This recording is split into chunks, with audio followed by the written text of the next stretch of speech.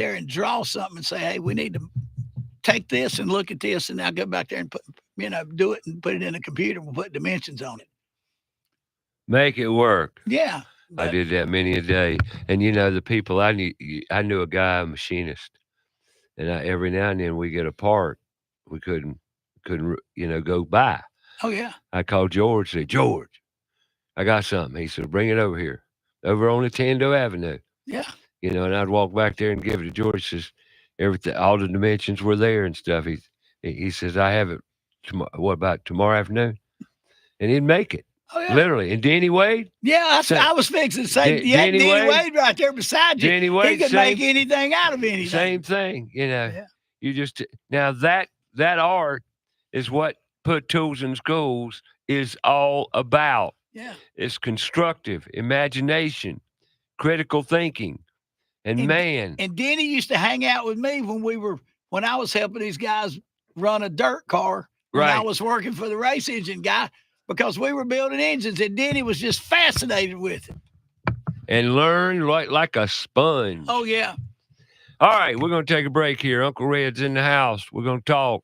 Come on back and talk with us. 704-227-8986, the number. Give us a call. I'll throw you a meal ticket to McCoy's Smokehouse and Saloon. We'll be right back.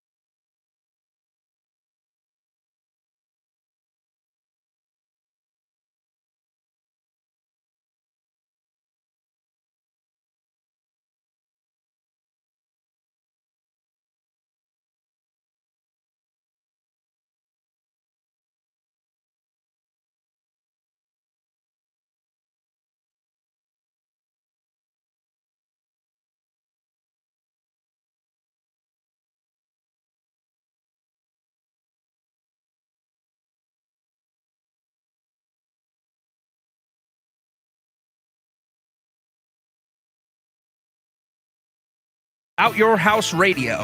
We'll be right back after a word from our sponsor.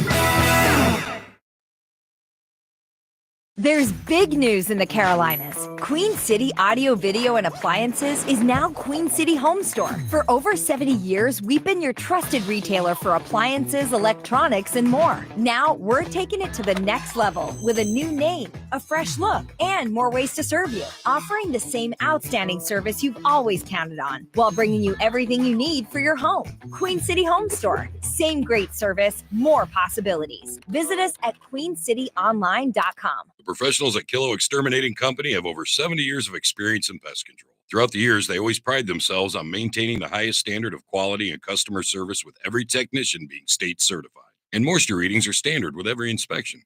Their top priority is ensuring your home is free from pests such as ants, mosquitoes, termites, and any other pests wreaking havoc on your home. That's Kilo Exterminating at 704-333-9855 or online, kilo.biz. That's 704-333-9855.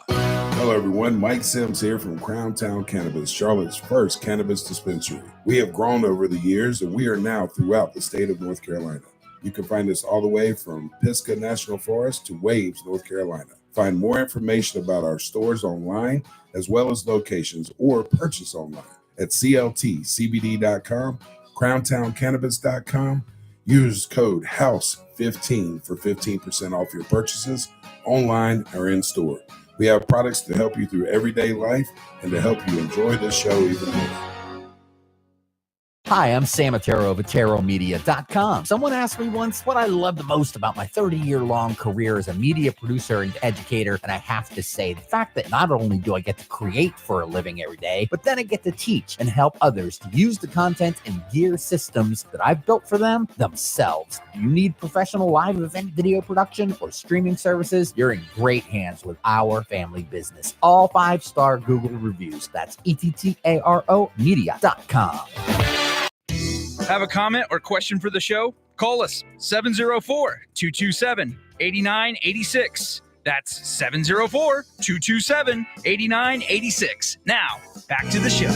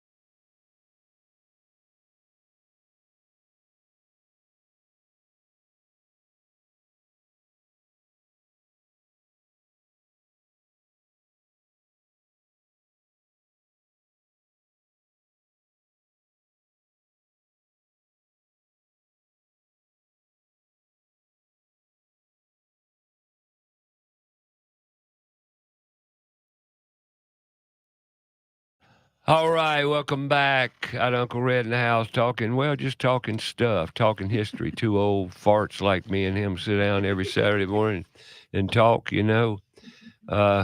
People like he and I are going away. A lot of people said, hallelujah. I mean, you guys talk about like the change and everything. I mean, I'm only 34, but I've been here my whole life, and I've lived in Indian Trail most of my life. And just that, like you guys were talking about, 485, and I mean, that was built when I was born. And it took at least 25 years until it was actually completed. The loop was actually completed. And now they're redoing it again, but they're going to 4 lanes and toll lanes. Well, and speaking of that, that's my issue with Indian Trail. So I live off of Old Monroe Road. Old Monroe Road is great in certain parts of the Charlotte metro area. But in Indian Trail, it sucks because it's been a 1-lane road. 2 lanes.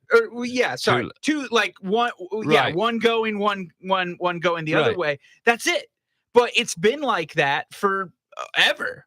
And now they're just thinking about widening the roads. And I'm like, you guys should have thought about this 10 years ago when people were moving to Indian Trail. That's the problem with Charlotte, with 277. I've always had that problem. Why are you making an exit ramp on the right side of things when people are going to be trying to get onto 277 and get off on 277? So explain to me why you didn't think about that when you made it 30 years ago. I never understood that. I want to know who said in the meeting, Charlotte's never going to be a big city. Charlotte's always going to be just a good old boy city. No one's ever going to be anymore. Here. I just want to know. I don't know. We've watched it. And the things they do and the things they don't do. I don't know, but it's just crazy to me. Like I see the city grow and everything, but you see 277 and you're just like, why is this still here? Why is it still here? Because it's like the worst part of Charlotte. It just is. Like it creates problems. Every morning there's a wreck. Every morning there's an accident because somebody can't drive on 277. Well, and we got race car drivers. That's true. I call them race car drivers. The people who speed up just to meet you at the next light and you're in line with them. I like to catch them and pass them.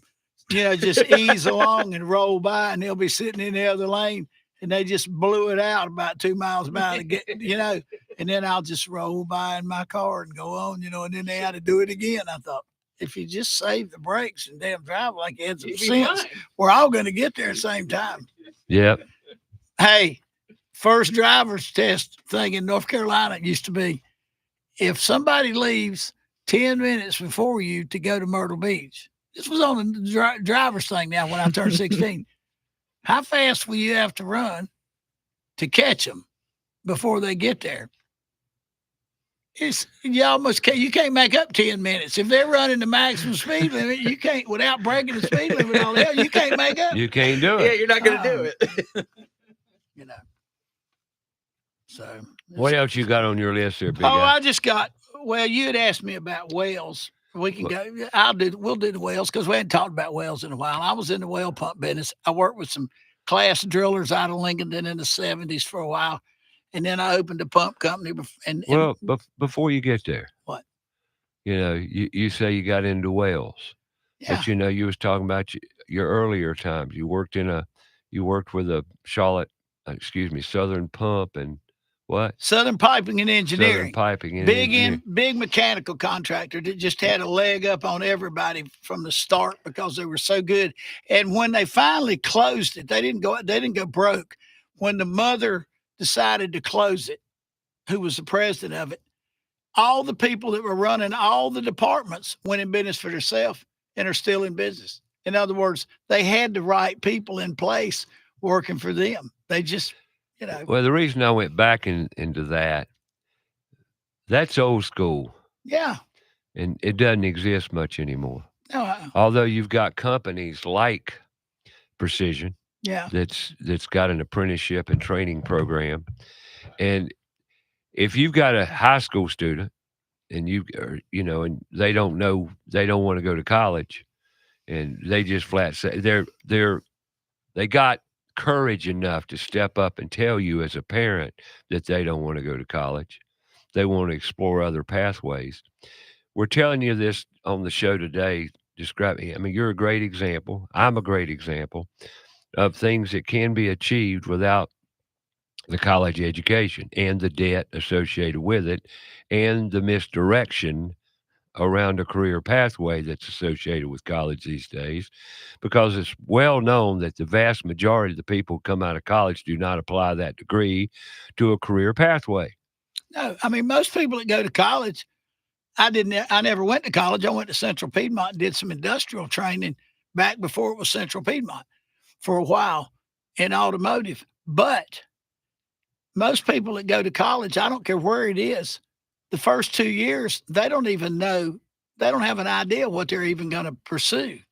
It's just 2 years of wasted money. That's the reason a lot of people choose to go to a community college for 2 years and then transfer as many credits as they can, because by then they've maybe got an idea of where they want to go. Or what they want to do. What they want to do. Maybe, because we're forcing our students to go down the career pathway of education. Yeah, but education. That's right. Not application, but education. But in the 60s, in the Charlotte schools, and I don't mind talking about them. I mean, I went, the buildings were okay. We had heated floors and stuff. Southern Piping put most of it in. But nobody ever asked me, did I want to go to college? No, I never had a guidance counselor talk to me one time about, you ever thought about doing this or going to a junior college or anything? They didn't want to mess with people like me. They didn't care about people like me.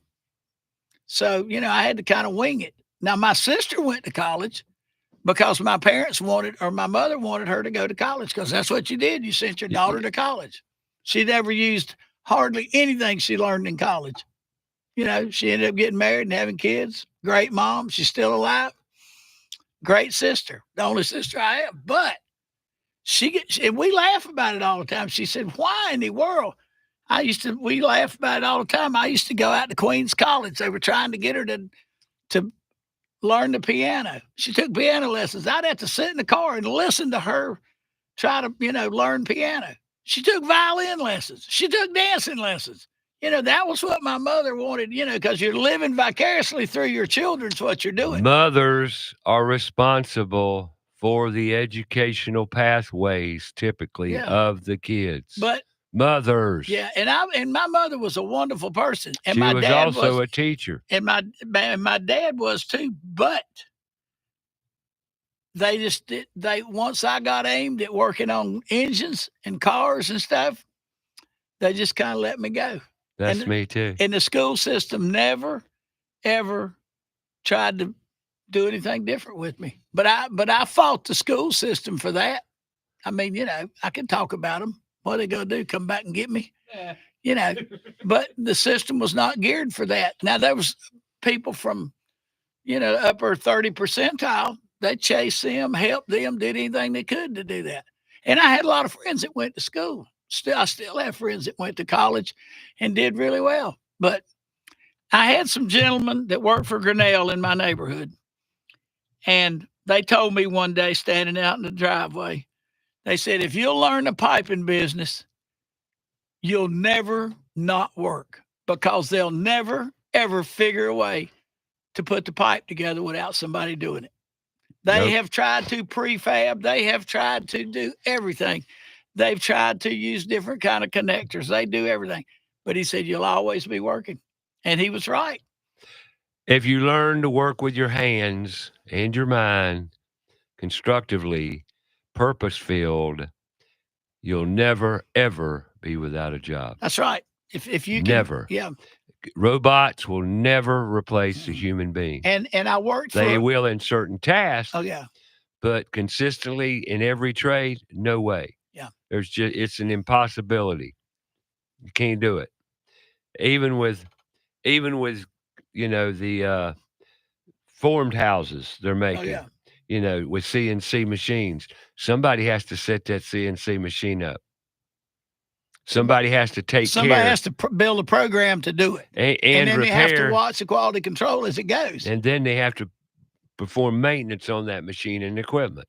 Sure. So you're not going to replace it. You just can't replace the human element. That's the way it is. All right, we're going to take a top of the hour break. Uncle Red's in the house. We'll be back with more right after this.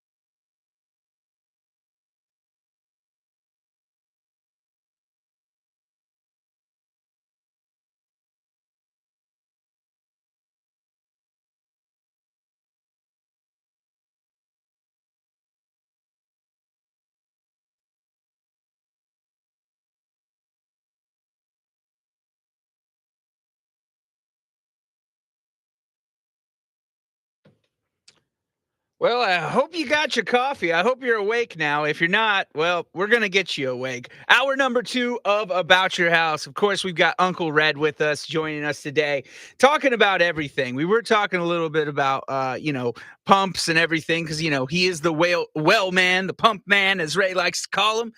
So we will continue that conversation. So grab yourself another cup of coffee and join us here on About Your House. Always brought to you by QueenCityOnline.com. New name, same great services. Also brought to you by Put Tools in Schools, connecting students to the tools of the trades and raising awareness of the many career pathways. Go to puttoolsinschools.org for more information. Now, here is your host, Ray Terry.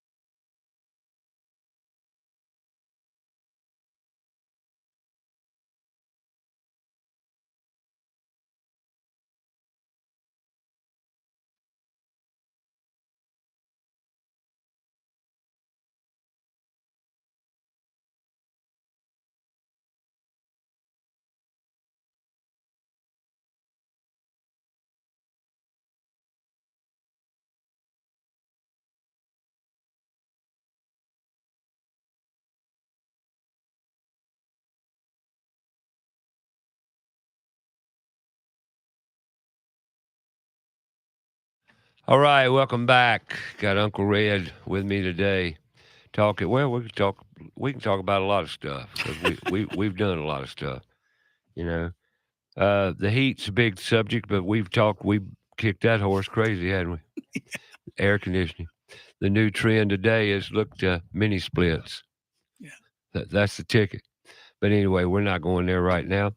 I want to talk about wells. You got your metro areas, metropolitan. Did we leave anything hanging from last hour? No, I think we're cool. But how long were you in the well business?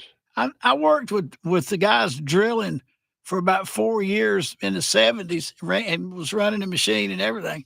And then I went back into the piping business, and then I opened Uncle Red's and fixed pumps and helped them drill and put liners in old wells, saving the ones that were still good, that had great water, that the casing had deteriorated, and did that for about 8 years. And then I sold that one, and I about had it then. You know what I mean? Right. I had all the fun I could stand. But once you're in the pump business, On a 15-degree morning at 6 o'clock, the phone rings and people say, I know you don't do this, but we don't have any water.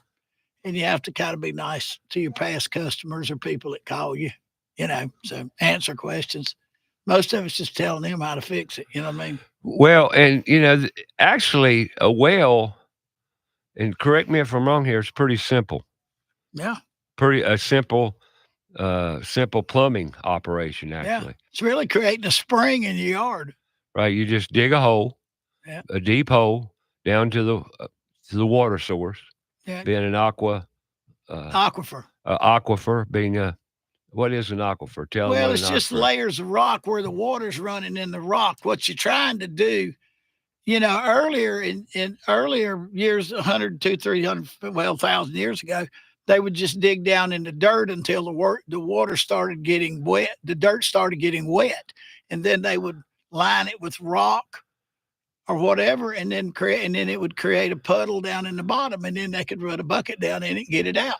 That works fine as long as you don't have anything polluting the groundwater around it, because the groundwater will soak up whatever you pour out and it'll get in the water. So you have to be very careful. But when you drill a hole through the overburden, which is the dirt and the soft rock, and you get down to a layer of rock that will support the pressure of the casing being pushed in it. We're talking about 6-inch casing for a residential well, most places. Once you do that, you put a big hammer drill thing down inside that hole, and you drill through the layers of rock. And, for the most part, most places you can get some water. The hole size allows for 1.5 gallons per vertical foot. So it doesn't take, there's a misconception about wells. Everybody wants 100 gallons a minute or 50 gallons a minute. What are you going to do with it? I mean, if you put that much, you couldn't put that much water through your plumbing in your house anyway. And if you did run it through your house, the septic tank would float out of the ground in the front yard. I mean, it's crazy. The yard would be like a swamp.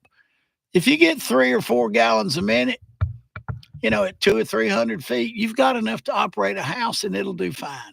Now, if you're going to irrigate a whole bunch of acreage and all, you might need 10, 15, 20 gallons a minute, and that requires either drilling on down and hoping you pick up more water, and most well drillers are pretty straight up. When they say, well, we can drill some more. I mean, the machine's sitting here, you're buying it by the foot, but they're not lying to you when they say, we always have the possibility of picking up more water. Well, they're not lying to you. They don't know. I mean, it's a crapshoot. You can flip a coin. I mean, you don't know. They can't look down the ground and tell where the damn water is. Nobody ever has been able to do it. The smartest people with the best technology can't really tell you where the water is. But once you get, most wells in this part of the area in the Piedmont of North Carolina are normally don't go more than 500 feet. They might run in the neighborhood of 200 to 300 or 400 feet. 500 feet, but you'll have enough water by then coming in, and it'll come fairly close to the top. And I say within 40 feet or 50 feet of the top. So you've got a big storage capacity down there in a rock that's never going to go bad. The tank's never going to rust or anything. And you just put a submersible pump in it. And you've got plenty of water. 10 people take a shower in a row. The water level may go down. Then everybody gets in the car and goes to the ball game. And the well fills back up. You never even know that's happening, and good well drillers know how to size everything, and they can tell you that. Occasionally things get crazy. You go up towards the mountains and drill sometimes.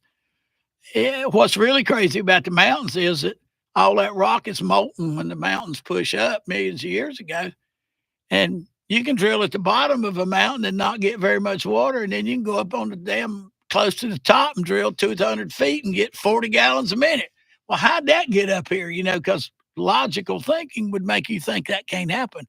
But really, the water's running through the rock, and the molten rock went up, and there's still cracks in between it, the aquifer where the water's running.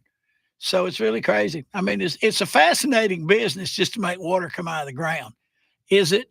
Every well's not the same, and sometimes there's mineral in well water. Most of the mineral doesn't hurt you.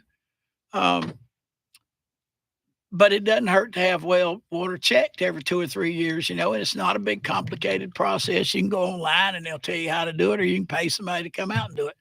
But, and what you normally are testing for is coliform and fecal coliform. And obviously you wouldn't want fecal coliform, which would come from animal waste or something. Or waste, period. Waste, period. But total coliform comes from trees and stuff that were mashed millions of years ago in the ground. You know what I mean?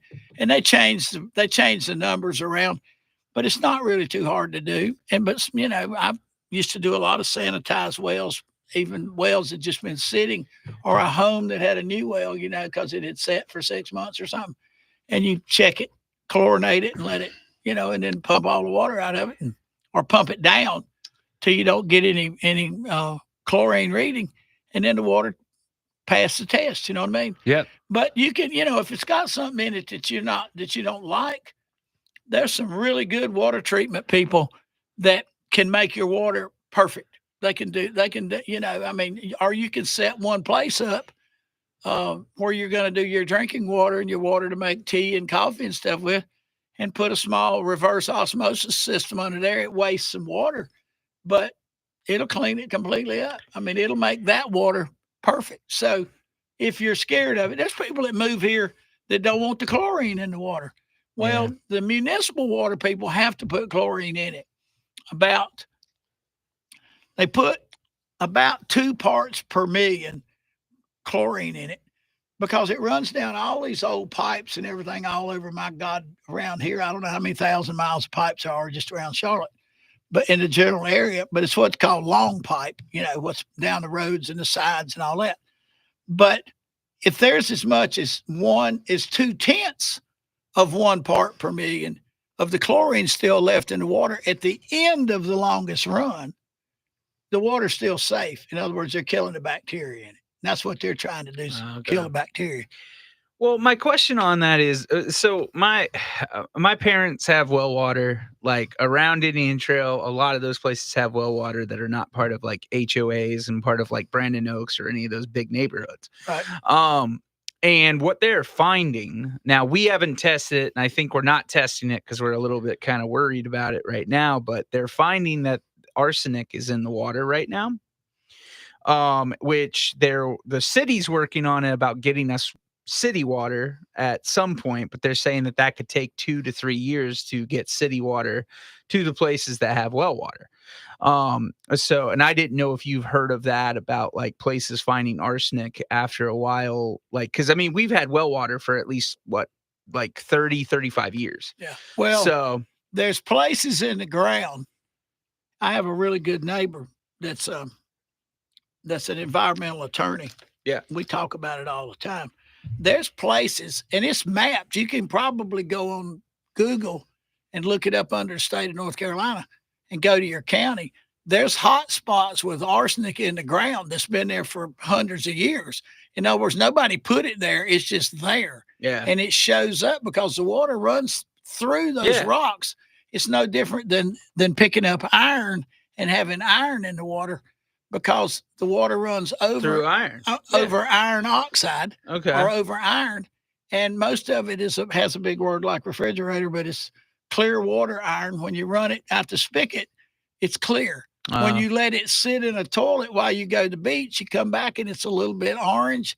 It's because when the oxygen touches it, it releases the iron molecules, which is the same reason that a water softener or an iron filter will clean it up. But if you're concerned about your water, it is not a monumental task to draw some water in a clean vial and take it to somebody and just let them test it. You can spend less than $100 and get it tested for 10 or 15 different things. Yeah. It could be manganese, magnesium, some kind of, they look for nitrates. They don't like nitrates in it, but find out. Don't sit around worrying about it, because you might. Because it's been for thousands of years, everybody's been drinking the water, and they didn't have any way to clean it up. I've gotten so many calls through the years, about water, and people ask me, Ray, what's your thoughts on a whole house water filtration system? Yeah.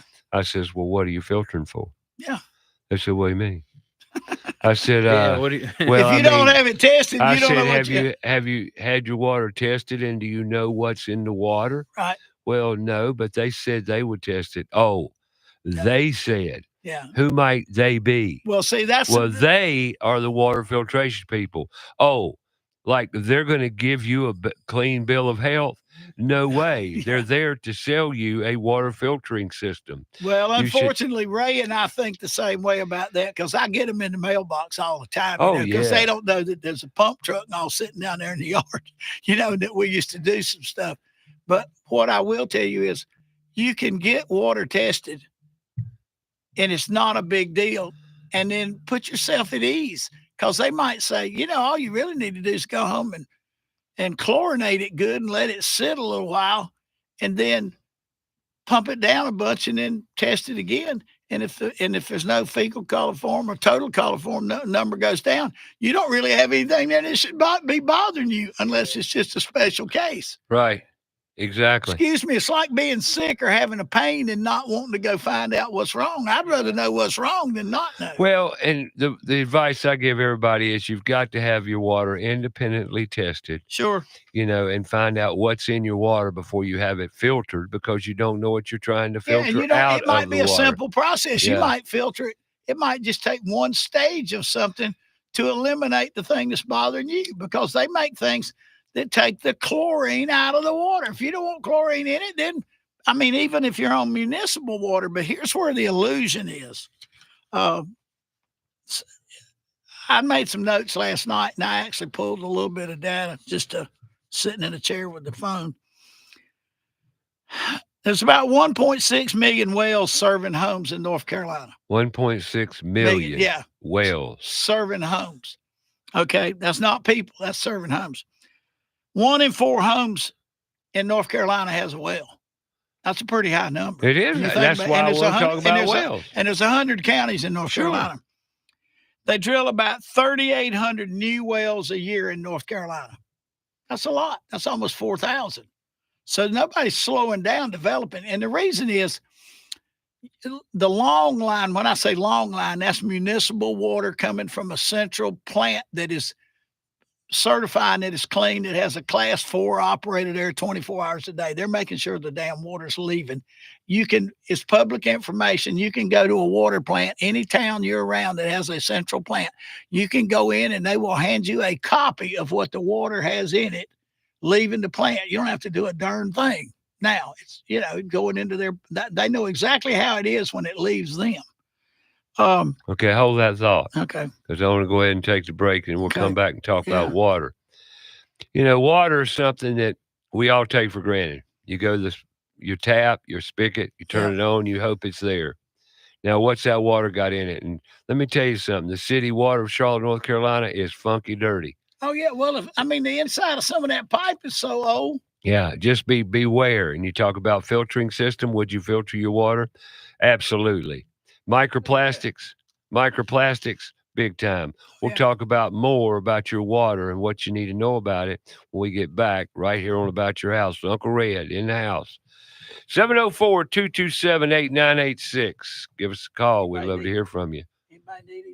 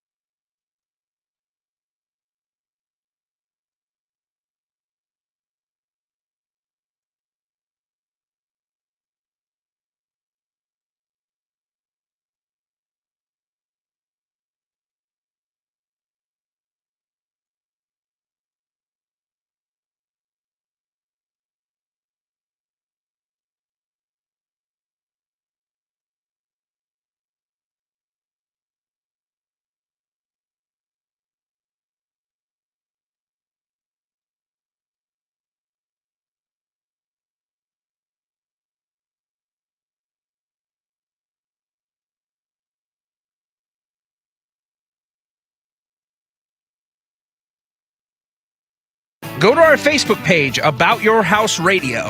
We'll be right back after a word from our sponsor. Mike Libretto here, owner of Libretto's Pizzeria and Spinello's Pizza. I opened my first pizzeria in New York City in 2004. Not long after that, I took my passion to Charlotte, North Carolina, serving up a taste of New York City with great pizzas and authentic Italian cuisine. Come in, relax, and enjoy Libretto's Pizzeria, located off Johnson Road in the Valentine area.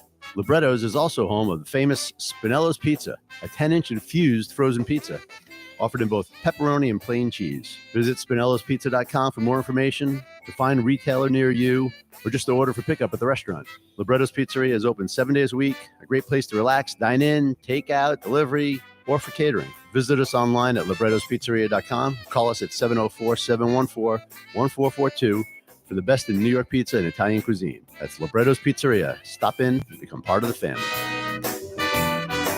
Go outside and take a look at your home. Are the gutters doing their job? The number one enemy to your home is water. Most homes are built with small, inadequate gutters and small downspouts.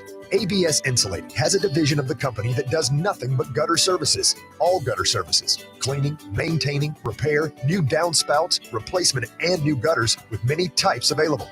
They're a leader when it comes to gutter protection. Call ABS Insulating today, 704-821-4343 or absinsulating.com. There's big news in the Carolinas. Queen City Audio, Video, and Appliances is now Queen City Home Store. For over 70 years, we've been your trusted retailer for appliances, electronics, and more. Now, we're taking it to the next level with a new name, a fresh look, and more ways to serve you, offering the same outstanding service you've always counted on, while bringing you everything you need for your home. Queen City Home Store. Same great service, more possibilities. Visit us at queencityonline.com. For all the do-it-yourselfers out there, when it comes to pest control, it is important to remember that while pest control may seem simple and straightforward, there are many intricacies and nuances to the process that help ensure it's done properly. So as with most things in life, if you're going to do it, might as well do it right. Call Kilo Exterminating Company today. They're glad to help. That's 704-333-9855. That's Kilo Exterminating and Pest Control at 704-333-9855. Or online at kilo.biz. Have a comment or question for the show? Call us 704-227-8986. That's 704-227-8986. Now, back to the show.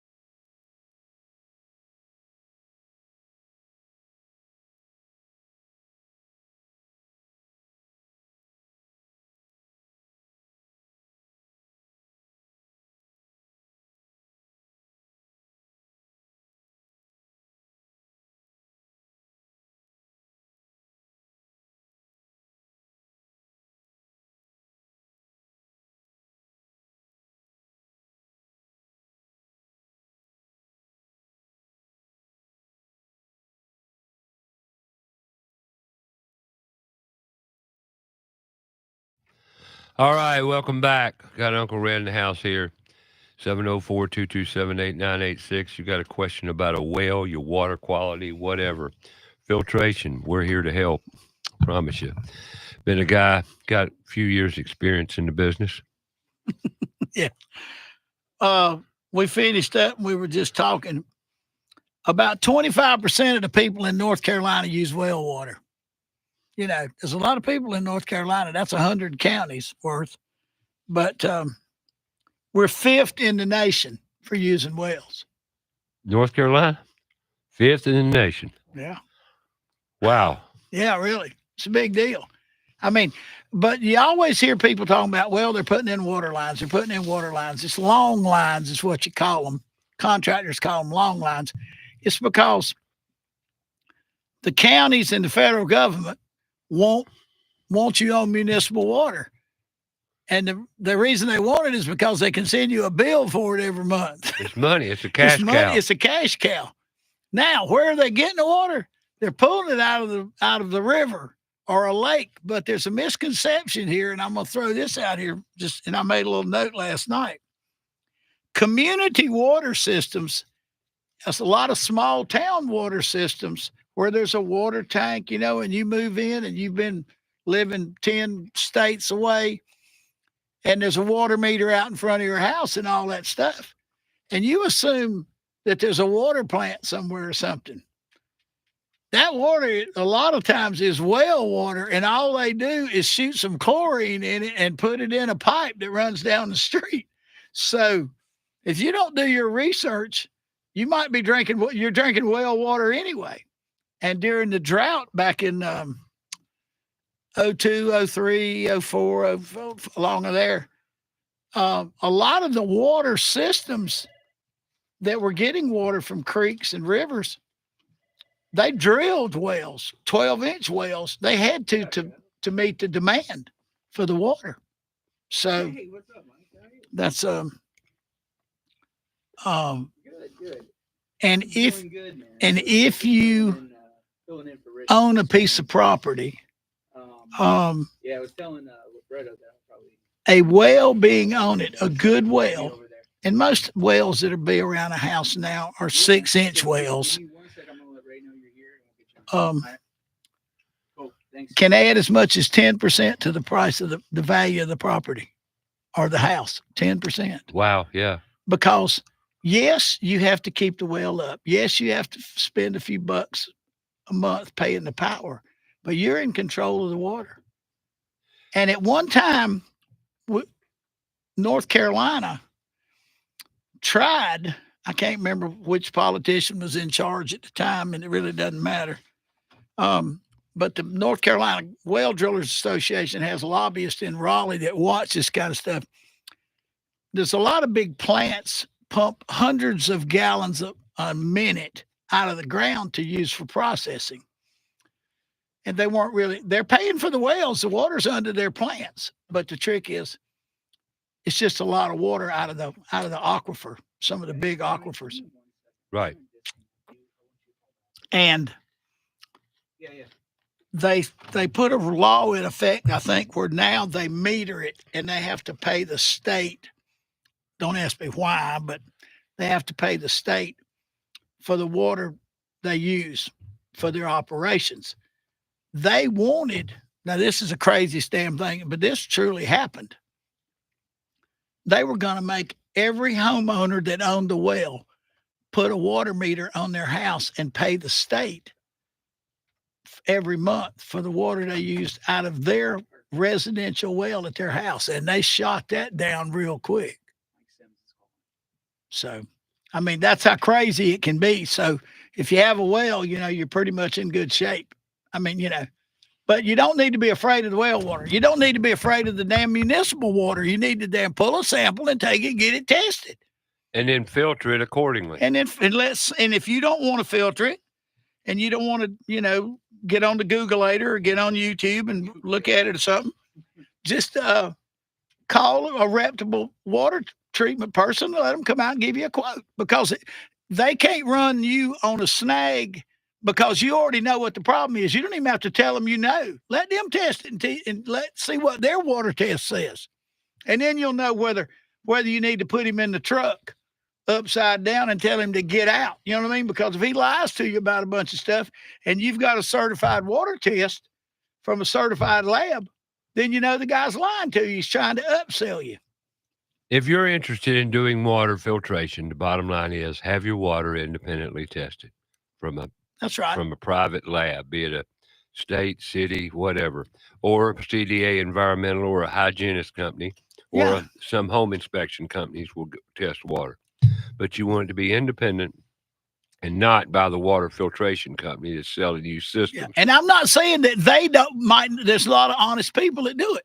I'm just saying, know what your real problem is before you start going crazy and spending money that you don't need to spend. Right. I agree. Because it might be a really simple fix. And it might not even need a filter. Might not even need a filter. Right. But that's the way it is. We're getting a call. We got a call from Mike Sims about a meeting tonight. Is that right? Yep, he's on. Hey, Mike. Good morning, sir. Good morning, Ray. How are you? I'm great. I hear there's an event tonight I wanted people to know about if you care to support the cause. Talk to us, brother. Yeah, man. Yes, sir. I appreciate it. Yeah, we'll be at Lenny Boy Brewery tonight in South End. We'll be there from 5 p.m. to 10 p.m. Tell them hold on. Tell them what it's about. You said we. Who is we? So myself, Crown Town Cannabis, we're throwing an event called the Indy Canna Jones and the Raiders of the Lost Kush. It's a little fun play on words for our hemp and cannabis industry here in North Carolina. We were going to do this event back in April and decided to push it up to today. And luckily, we're going to have some cool, beautiful weather. But it's an event at Lenny Boy Brewery from 5 p.m. to 10 p.m. We're going to have a competition of some of the best companies in the industry here in North Carolina. We're going to have a little bit of everything for everyone. We got a DJ. We got a band called Elusive Grooves going to be out there. Plenty of food trucks. There's games to be played. Admission is absolutely free to get in as long as you're 21 and up. There is a better, upgraded ticket for $42 that gets you about $50 worth of free prizes. So it's going to be incredible. All kind of games to be played. We're having a competition for different parts of our industry, whether it be edibles, beverages, flour, you name it. And buying the $42 ticket gives you an opportunity to potentially be a judge for the products that are entered. But again, it's free for everyone. It's going to be an incredible time. The weather has turned out to be beautiful already, and we're going to be out there. It's going to be great, man. It's a nice little showcase, not only to highlight what our industry looks like here in the state, but we're highlighting some of the companies that are doing it the right way. And we're also out there bringing awareness and trying to get support for the North Carolina Healthy Alternatives Association.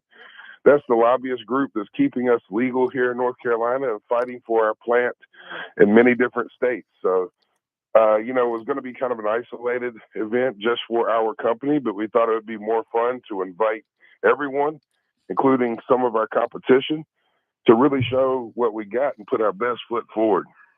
Awesome. But it's going to be a heck of a time, man. We're going to have a great time. I'd love to see everybody come out.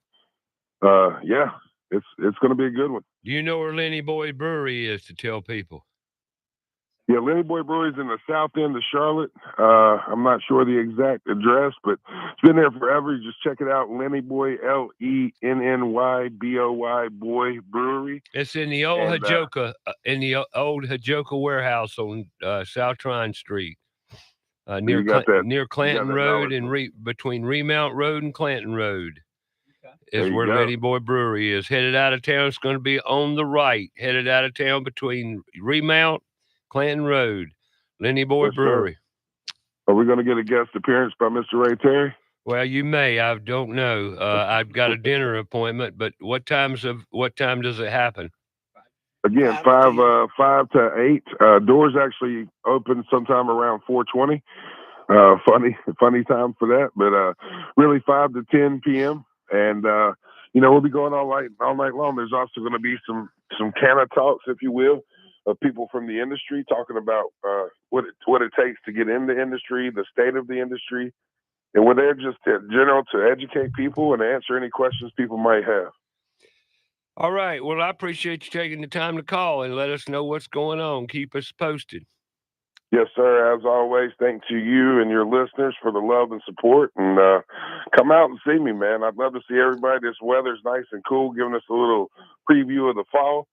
But come check us out, man. It's going to be a great time. One thing I want to ask you while I got you on the phone, y'all been doing a lot of growth and expansion lately. What's going on statewide? Y'all have got some other partners now, do you not?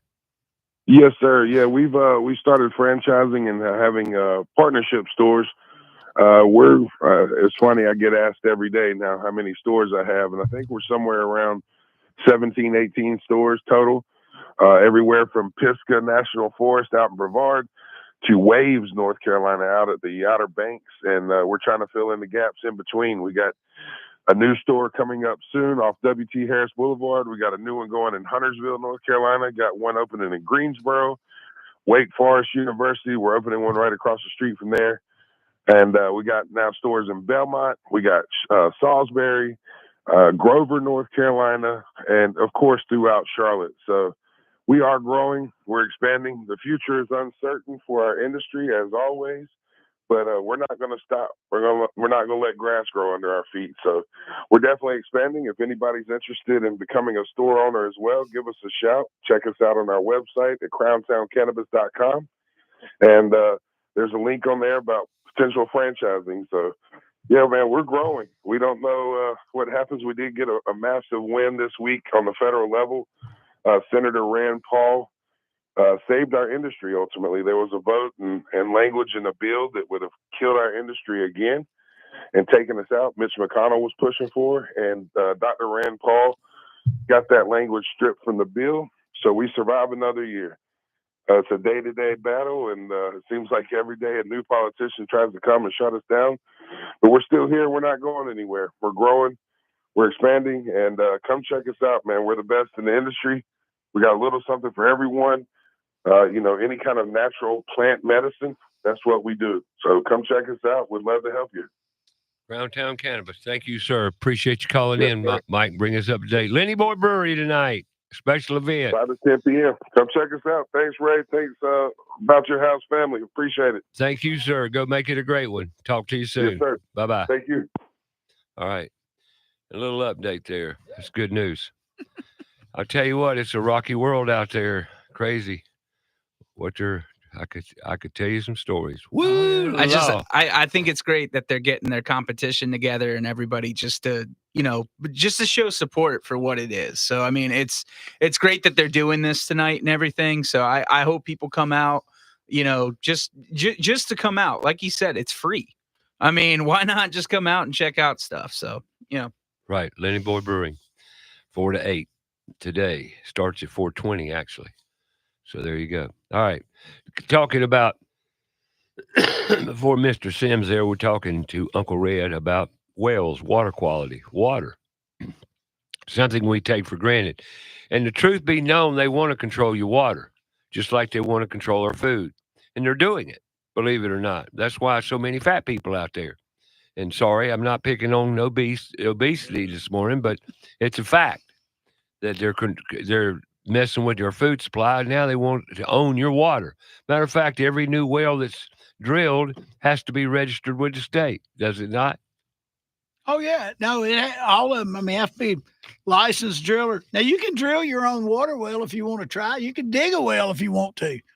I mean, and I've always said, if you owned a piece of property, virgin property that had never had anything else on it, which is getting harder and harder to find, Sure. Because people have a way of filling in stuff, 50, 60, 80 years ago, planting trees on it, and then some knucklehead comes in and buys it later, and all the powers that be that took care of that years ago. I could give you a couple of situations, but I'm not gonna spill the beans on that. But anyway, then you go to pushing the dirt around, where some contractor that doesn't know anything about North Carolina thinks that he's got a really nice piece of land, and then he starts pushing it around and cut all the timber off of it. And all of a sudden the dirt starts changing as you push it around.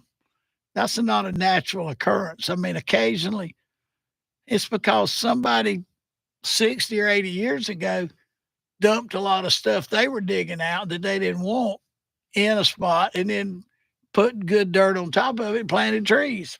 Nature will take care of it and hide it for you. But when you start grading it and digging it all up, it's back out there in the world. So that's the reason it's so hard to get somebody to find a good piece of land to put something good on. They drill all those test wells and stuff. They have to, because there's too much liability.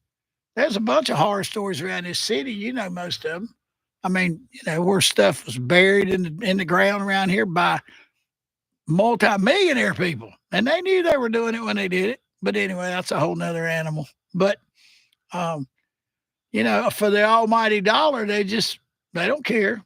Bury it. It'll be okay. Nobody's gonna ever damn find out about it. Well, it shows its ugly head sometimes. People get to excavating that don't know about it, and the people die off. You lose 2 or 3 generations of people, and then somebody buys the land and they think they've really got perfect spot. Then they go to digging and start digging up all kind of crap.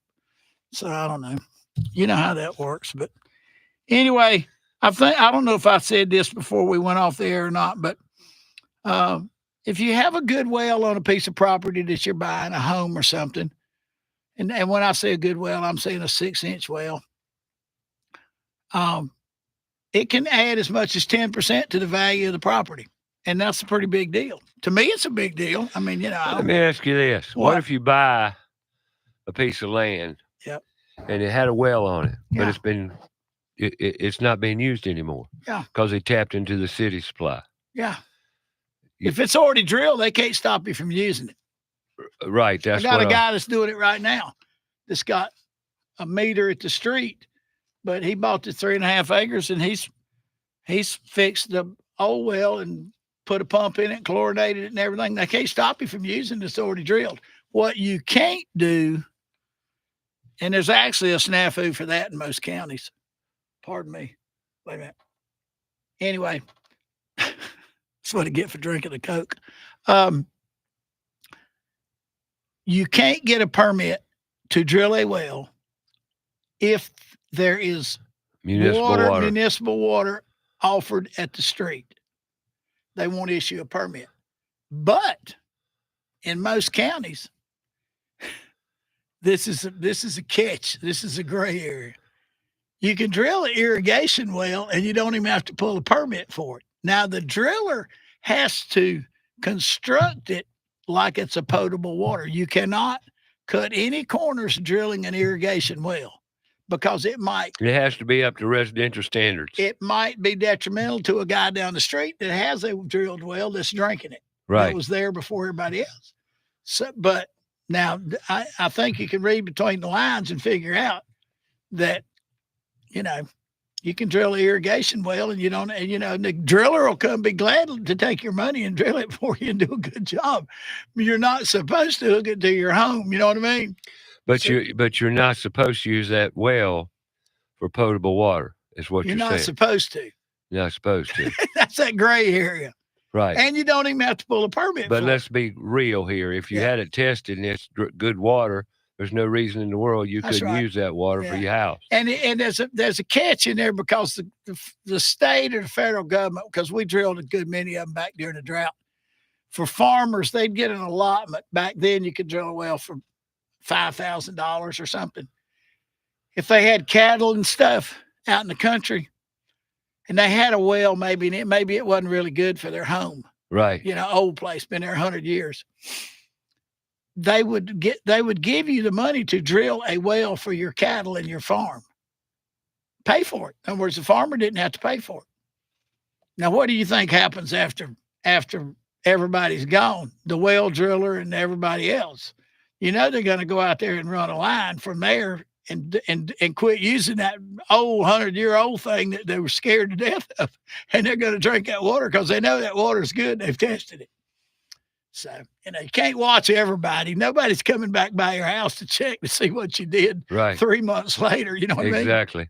But in all fairness and reality here, they want to control the water. Sure they do. And it generates a lot of revenue. I mean, it's a big deal. Because we all got to have water. If they could sell the air you breathe, they'd sell that too. That's exactly right. They go everything is about money. Getting yours. And that's the way it is. Yeah. Just the way it is. We'll talk more about water when we get back on About Your House.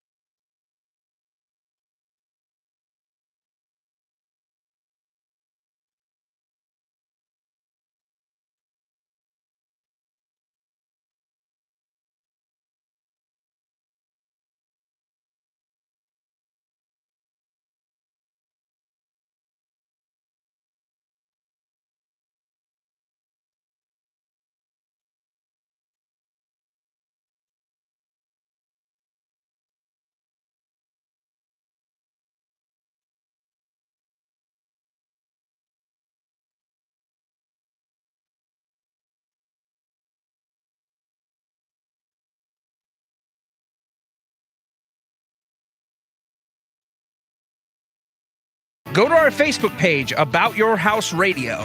We'll be right back after a word from our sponsor.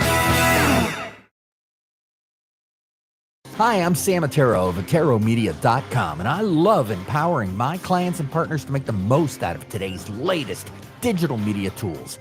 We specialize in building production systems and podcast studios for small to mid-sized churches and local businesses here in Charlotte. Do you need new media production gear? Do you need help learning how to use it? You're in great hands with our family business, Atero Media of Charlotte. That's ETTARO Media.com. Owens Chimney Systems is known for all professional chimney services since 1989, including chimney cleaning, recommended annually, chimney evaluations and inspections, any and all chimney repairs and restorations, gas fireplace and gas fire log service, furnace cleaning, cleaning out one of the most overlooked appliances in the home. Get it done right the first time. That's Owens Chimney Systems at 704-554-9595. Or you can visit us online at owenschimneysystems.com. Every house got floors in it. If you're looking for new flooring, new technology, the new stuff on the market, you want floor cut and you want the showroom to come to you, Floor Coverings International, Southeast Charlotte. Yeah, I know I said Southeast Charlotte, and I know they're located in Matthews, but they'll service anything: Belmont, Cramerton, Lake Park, Matthews, Mint Hill, Wesley Chapel, Charlotte, Gastonia, Lowell, McCaddenville, Stallings, Concord. You get the picture. You live around Charlotte, give them a call, 704-845-3567. Better yet, go online. That's floorcoveringsinternational.com. You can schedule an appointment. They come to you. Showroom comes to you. Whether you're looking for carpet, vinyl, wood, laminate, LVP is the way to go. The newest, latest in products, like I said, they bring it to you. Floor covering specialist, no matter what size your job, no matter if it's commercial, residential, let Floor Coverings International be your floor covering dealer of choice. That's 704-845-3567, Floor Coverings International, Southeast Charlotte. That's floorcoveringsinternational.com. Carolina Foundation Solutions is a licensed general contractor in North and South Carolina, a trusted and professional foundation solution for over 20 years. Both residential and commercial, deep foundation systems and helical piers, wall reinforcements and repairs, concrete slab repair and replacement, underpinning systems, seawalls, and marine foundation solutions. If you have a problem, we have a solution. Call 877-883-4626 or online, CarolinaFoundationSolutions.com. Have a comment or question for the show? Call us 704-227-8986. That's 704-227-8986. Now, back to the show.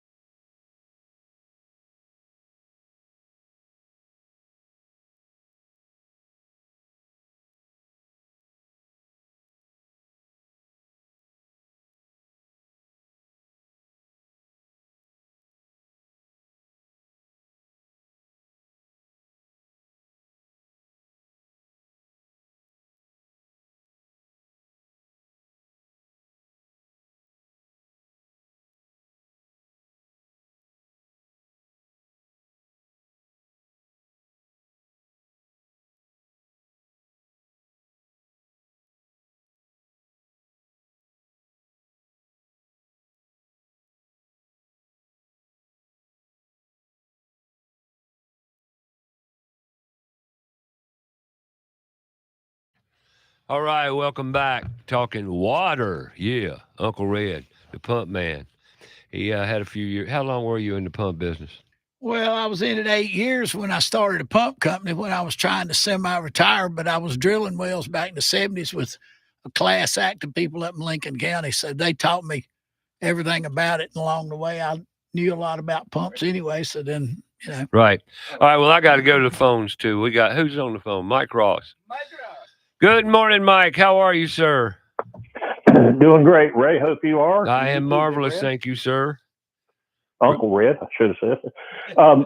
Yeah, you guys have been talking about digging and wells, and it made me think about a question I've got that is has to do with 3 vacant parcels that are directly across the street from my home, and what it is these 3 1-acre parcels of land. Over the 7 years I lived here, they've tried to do a perk test on them, and it fails each time. Now, I'm not interested in buying. I'm just kind of curious. If you've got property that won't pass a perk test, is that pretty much the way it's going to always be, or is there something somebody could do to make it pass a perk test? Well, there's ways to get around it, but that, you know, and most of them are in the past, it would be illegal to mess with it, you know, and it really doesn't have anything to do with the groundwater. I don't know. Have you got municipal water running in front of the properties, or is it, would you drill a well? It's kind of interesting to me. We're in the county. We're just outside the city limits of Lincolnton. Yeah. So I'm in Lincoln County, and we do have city water, but we don't have city sewer. Yeah. And that's not unusual. I mean, all the counties have little places like that. I mean, my God, it was, you know, but I'll give you a good example of what you ask a question. I'm going to give you a perfect example. How big are the lots? They're probably 3/4 acre each, and there's 3 of them. Yeah. So and you own them anyway. So if you wanted to build on them, you'd have to put a septic tank in, right? Well, and just to clear it up, I don't own them, and I don't want to own them. But I'm just kind of curious to know, because I've actually seen them change hands in ownership probably twice since I've been here. Right. And I don't think they do their due diligence before they make the offer. They buy the land, and then they find out it won't pass a perk test, and then it sits there for 2 or 3 years, and then somebody else buys it. You know? Sure. It kind of cools off. Yeah.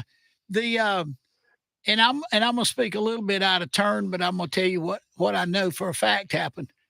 Excuse me. I grew up out in the east side of Charlotte. After when I was a teenager, we moved out there and bought a house. It was in the county, and they all had septic tanks. And the lot that we had was probably closer to 1 acre, but it would not perk. And the contractor, and this was a development, they dug the backyard out about 4 feet deep. I mean, they dug a gigantic hole in the backyard and hauled all that dirt off and brought dirt in and filled the hole back in. And then they put the drain field and the septic tank in it. So can you make it work? Yes, but that's been 1960. I mean, my God, that's been 60 years ago. Now, with the technology that has come forward in septic systems since then, everything was gravel, pipes, concrete septic tanks. Now they use plastic septic tanks. They have about 3 or 4 different designs for drain fields. It would not surprise me a bit that you could not get a septic tank to work in that ground, because if you put it in the right way, because the ground doesn't absorb the water. The idea is the water moisture goes up and goes out through the topsoil and goes out through the grass. I mean, it does. Everybody has a misconception about it. They think it all goes into the ground. It doesn't go in the ground. It goes up, evaporates, and goes up in the sky. So with the technology changes the way it has, I mean, and there's people, I buy a lot of stuff from Headwater, which is driller service out of Hickory. And they're a nationwide company. They might be international, but they do water and sewer together now. They do everything, but then they do sewer stuff too for septics. There's a lot of technology changing, and there's a lot of places where you have very little land to work with for a drain field. They use sand. They use these blocks and put pipe in it with this special sand that absorbs the moisture, and then it goes up and comes up in the grass right under the top of the ground. So I wouldn't be afraid of the lots. I think now that there's a better chance of it now than just digging a hole and hoping you can use a conventional septic tank. Does any of that make any sense? Well, yeah, it does. And the reason I'm asking, like I said, I don't own the property. I'm not interested in buying it. I'm just kind of curious to know about what the likelihood is that it will stay vacant. The 3 parcels will stay vacant because I like it that way. Well, I'm sure you do. I don't want to buy the land to keep it from, becoming developed if it's not going to get developed anyways. Well, the only thing I can add to that, and I'm speaking a little out of turn, but I did at one time years ago for a while. I installed some septic tanks down here around the lake working for a grading contractor because I could run all the equipment. And I actually knew more about it then than he did, but I taught him. But the trick was everybody did them the same way then. Just more square footage, more gravel, just big hole, and then they went to single runs. 3 I know they got feet the wide drain fields now. You can trench a whole backyard. And put a whole leach field in the backyard. Yeah, they don't put it in one big hole anymore. All of it works, but the whole idea is there was always a misconception about it that the water goes up. The water doesn't go in the ground. It doesn't soak in the ground. It goes up. I mean, it goes through the dirt, but it goes up. But these elaborate new systems, they work, and they work really well. Now, is somebody going to spend that kind of money just to have a lot? I don't know. I mean, probably not. No, it's a legitimate question. And as long as you can't, and it's unfortunate because I used to tell everybody, if I was going to buy a big piece of land, I wouldn't be concerned. Of course, I'm usually talking about acreage, 2 or 3 acres. I would be more concerned about, does it have water? Can I drill a well without drilling 500, 600, 700 feet? I'd be more concerned about that than I would finding a spot where I could get a drain field in. You can figure a way to get a drain field in.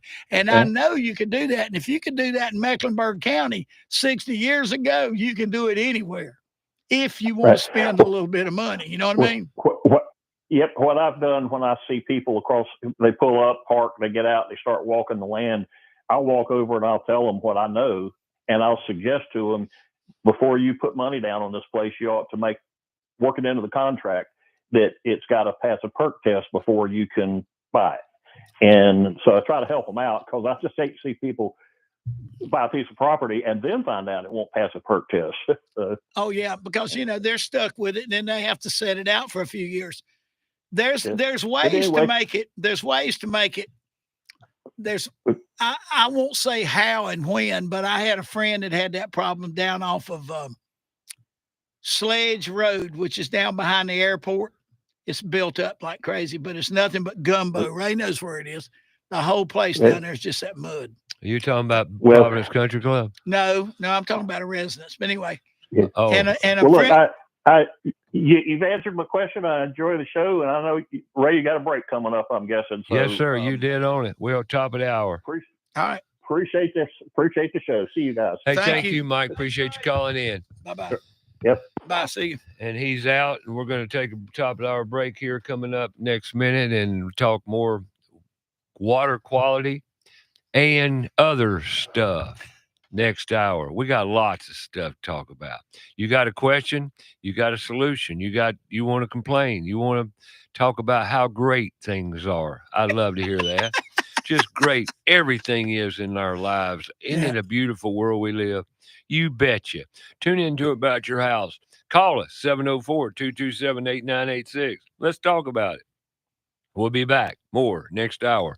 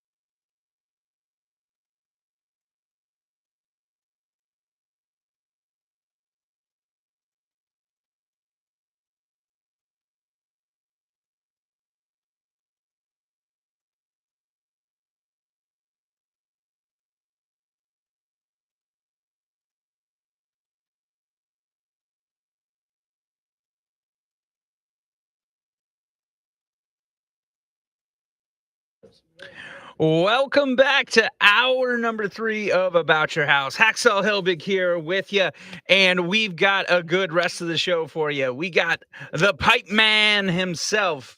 Uncle Red is in the house. Uncle Red's in the house talking all things wells, water wells, all that stuff. And we're going to be talking a lot of other things as well. So sit back, enjoy the last hour of About Your House this morning. Always brought to you by QueenCityOnline.com. New name, same great service. Also brought to you by Put Tools in Schools, connecting students to the tools of the trades and raising awareness of the many career pathways.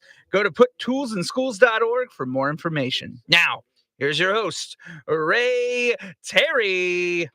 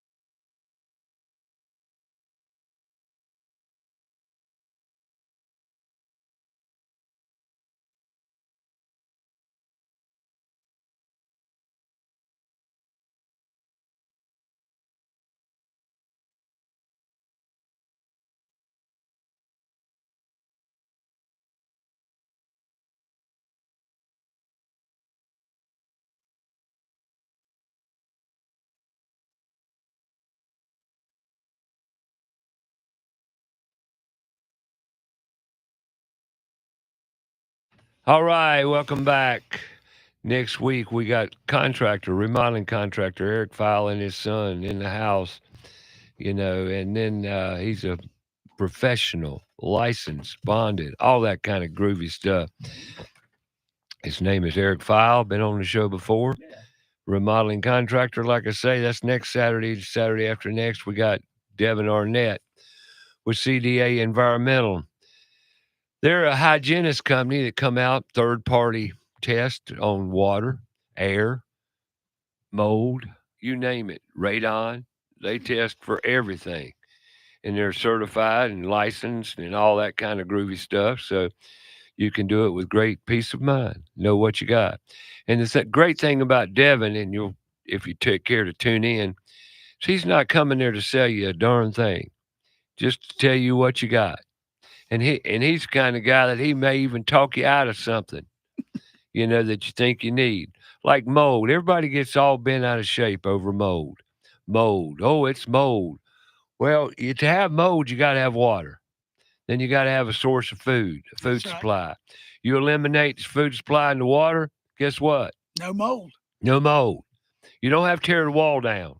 Okay, a lot of people are under the misconception that you got to tear it all down and replace it. No, you don't. Not always. If you have your air quality tested, the air quality, and you find out there's nothing there to worry about, then why are you tearing the wall out? And a lot of people just react that way, like, oh, got to do it. No, you don't. So tune in next week, Saturday week. That's not the next Saturday, but Saturday after, 2 weeks. When Devin's on the show, we'll teach you something. A lot of people get reactionary and create a lot of work when it's not necessary. So, hey, that's what we're here for. Yep. That's what they do. Yeah, the people just panic, React. Oh, yeah. People go into your house or do something and look around. They say, hey, you got mold. Or they show you a picture or something. What picture are they showing you? Are they showing you something under your house? Or, and a lot of people, I start saying elderly people. Hell, I'm elderly. But anyway, you can't crawl around under your house. Ray's said for years, get familiar with your house. Crawl around under there. Intimate with that house. And I used to love to get under my house. I've been all under it. You know what I mean? I don't get under it like I used to, but I have somebody go under there and look at it every once in a while. It's not that big a deal if somebody goes under it and they're familiar with it. And even things that you say, what could happen in my crawl space? And nobody goes under there. You'd be surprised what critters go under there. Oh, yeah. And what critters can do to your ductwork and your wires and some of the underpin or foundation areas of your house. Animals can literally go under there and make havoc of your house, and you don't even know it. Right. They've occupied a certain area under your house that you're totally unaware of, but to have it inspected every now and then certainly wouldn't hurt. And let me explain what animals do under your house. They use your crawl space as a bathroom. That's right. And all that contamination is going to come into your airspace. So that's why I highly recommend that you have your crawl space or basements inspected at least some people say once every year. I would say minimal once every 2 years, But yes, you absolutely should have it done. And you can do it just flashlight, just go around and literally inspect it. And you don't know if a ductwork's come off a main plenum and you're just blasting cold air or warm air under your crawl spaise for naught. Yeah, which is the most inefficient thing you can do with your heating and cooling system. Yeah. So crawl spaces, beware. Just because you don't go under there, don't think it is not getting damaged in some way, shape, or form. Inspection and plumbing leaks. You don't know. I was crawling under a house one day, doing another task, and I got water dropped on my head. And I says, what? And I turned around and looked. I mean, I don't go under a house looking at every little thing, but I felt that water hit my head. Turned around and looked. A vent pipe from upstairs had water coming down it from upstairs, and they had a water leak coming from the upstairs shower. Now, they would have never known that if I hadn't crawled under that house and told them. I can tell you something else that happens too. And this happens more frequently than the people like to think about. Ray knows this, but a lot of people don't. You can have a boot on the roof of a house. Roof collar. Roof collar. See, he knows correct terminology because he's a house guy and I'm not. But anyway, they'll crack. The UV gets them. I don't care how good they are. I mean, don't care. Years ago, it used to be lead. Well, forget the lead. The lead's worth too much. They're now. still around, but they're few and far between. Yeah. So they put that collar on there, and it seals water off when it rains or snow or anything else. You can have one cracked. If it cracks on the uphill side of the shingles and it rains, water will go down that pipe. It will not come. If you're lucky, it won't come out in the wall in the sheetrock on either side of the wall. If you're lucky. It won't come out where there's a tap going in from a lavatory or a tub or something, and it'll run under your house, and you will have water running under your house down there, and you'll have a mud hole down there, and you'll say, "Where's the water coming from?" Go up on the roof and look. And so let's just say this: if one of them's cracked, change them all, because if they're not cracked, why would you pay somebody to go up on your roof and put one on? They're not that big ticket item, and somebody does it for a living. I'm sure Ray's changed a million. I've changed a few. Let me tell you, more than a few. And take care of the problem because it's part of your roof system. Well, since we're talking about that, if you go in your house and you see a water stain on a wall adjacent to the bathroom wall, and you see a little water stain, it could be in a bedroom that backs up to the bathroom. It could be in the bathroom itself, and you see a water stain. right there where the wall meets the ceiling. What it is more than likely a bad roof collar, Right. a leaky vent collar, and they will leak. It's not a question of when. It's not a question of if, it's just when. If it's up there long. Now, they make better, good, better, best too, and roofers will use the cheapest they can get. Some of them will. I'm not saying all roofers do, and they do make different grades, but they will crack. And when they crack, you're going to have a leak, and it's going to happen. And it's something like you say, if you're going to replace one, go ahead and replace them all. And forget about them for another 10 or 15 years. Yeah. Or the roof's not going to last Yeah. too much longer than 20 to 30 years anyway. Yeah, and they don't cost that much. Right. I mean, yet obviously the pitch of the roof plays into it. You got to have somebody that's competent that can get up there and get around on the roof without tearing the roof up, you know. Well, now at 90-degree or above weather is not the time to have a roof repair guy on your roof. Yeah, you don't need a man running around in tennis shoes up on your roof chewing the aggregate off the roof, you know. We talked about that we talked about that a lot the past 3 or 4 weeks because people aren't aware of how hot a roof gets. Oh, it's terrible. Oh, man. Well, they're not aware that the attic is and we get into another topic, but 150 degrees. 150 degrees. Yeah. I mean, you know, HVAC guy, you think, why in the world do they send them people out? Well, you need your air conditioning fixed and all the ductwork's running through there. And then now you have a problem with they make so many different R ratings on the flex that comes off the trunk lines. If the trunk line's in the attic and the insulation's not as thick as it needs to be, right, an inch or an inch and a half like it used to be instead of 2 inches, I think now is code or something, the minimum, then what are you doing? You're trying to cool the attic off? You're giving up all the energy in the attic. That's and right. You're wondering why the damn house won't cool off. It don't work like that. You know what I mean? Insulation is the cheapest thing you ever buy, period. That's why I've spoken a lot of the past 5 years about encapsulating your attic with spray foam insulation. If you can encapsulate your attic with spray foam insulation, your AC the efficiency of your AC just went up incredibly. Absolutely. It's like installing a new system. Because if you have ductwork in your attic, remember, your attic today, well, not today. Today is only going to be high 77. But here in the past weeks, your attic temperature has exceeded 140 plus degrees. Well, that's 140 degree air in your attic. And that's 140 degree air that gets in your ductwork in your attic. So every time you turn the AC on, you get a blast of 100 plus degree air coming out of your register in your ceiling for the first 3 or 4 seconds, 2-3 seconds. And you got to condition that air. You got to recool it. You know, you encapsulate your attic. Your attic will never exceed 80 degrees again. Yeah. On the hottest day, 80 degrees. That's a fact. That's science. You buy insulation one time. You pay the power company every month. There you go. That's the way it works. When I built that house at the lake, I put 6-inch wall studs and put 6-inch insulation. I put 1-inch foil on the outside, and I put that fur on the outside of that. And my power bill, and power's gone up a bunch. I mean, when I first got married and lived down here in Charlotte, power was a half a cent a kW. I mean, you know, you could put electric furnace in, run it wide open. It didn't cost anything to run it because the power didn't cost anything. Right, it was cheap. Okay, it's like 11 or 12 cents a kW now. I run a 3/4 in the basement mini split.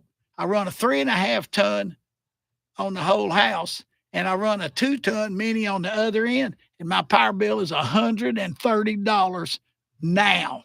That's the max. That's a whole house. That's the maximum. Yeah, that's with the water heater and the clothes dryer and everything. That's crazy. And people say, my power bill's $400. I said, God almighty, is a house built out of screen wire or something? Well, let me tell you this. I got to share this story. We had this conversation one Saturday before, and probably you were on the show back then. And one of my listeners lives over in Foxcroft, in the back newer portion. Yeah. She had a big old 3-story, 4-story house. pool in the backyard, big old double car, triple car garage with a living quarters above it. She heard the story, and we were talking about how inefficient the houses are. I went over there to clean her dryer vent out, our annual dryer vent cleaning appointment. So I go in the back door. She said, "Ray, I'll listen to you Saturday. I heard your conversation. I think I need that service you was talking about. Our power bill's a little high." I says, "Well, you mind sharing what a little high is?" And she says, $1,200. Good Lord. And I said, "What?" And she said, $1,200. I said, "Lord of mercy. Yeah, you got a problem. Big problem." I said, "I'd be finding out, even though your house is as big as it is, your power bill should not be over $600. She said, "I think we got a problem." I said, "Think? I know you got a problem. And these are runaway power bills. I'm serious." Yeah. And like today, I was over in a house over in Eastover, built in the 40s. And that house, oh my gosh, it's like a dog crate. Yeah. It's built so old. And that's what I call them, dog crates. Yeah. And you say, why? Because they're built loose. They're leaky. When energy didn't cost, like you said, half a cent a kW. Half a cent a kW. Now today, it's not that way. And we're real concerned over the energy cost. So bottom line is, there are ways to control your power bill. And it's called, once again, it's real cheap. It's insulation. It's insulation. You can't put too much. Nope. And it's airflow, air sealing. Right. Remember, ABS insulation.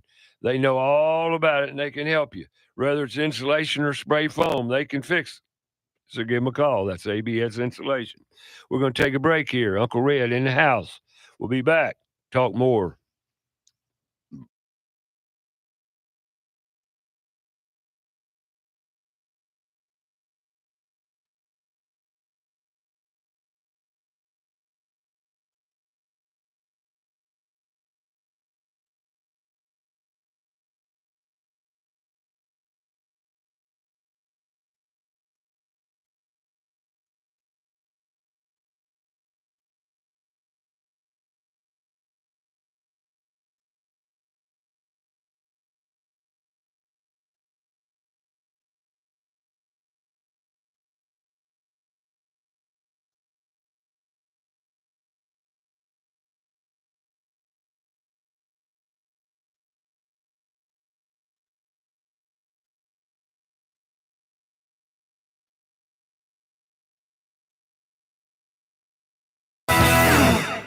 All right, folks, floor coverings. Every house got floor coverings, be it the bathroom, the kitchen, your foyers, your bedrooms.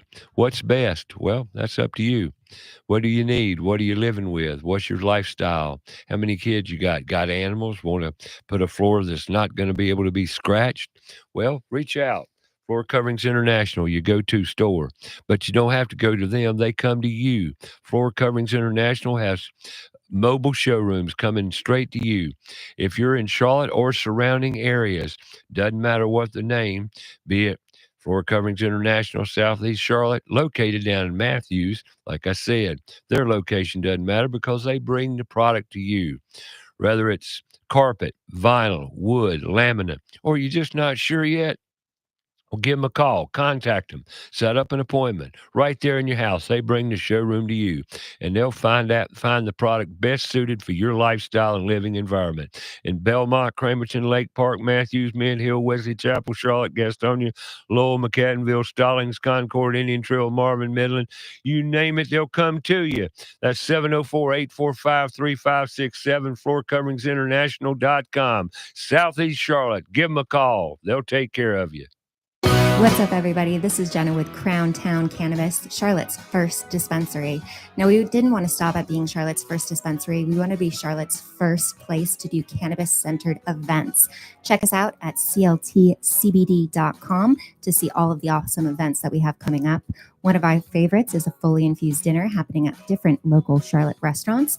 And coming this August, we will be putting on Charlotte's first CLT-centered festival. Check us out, cltcbd.com.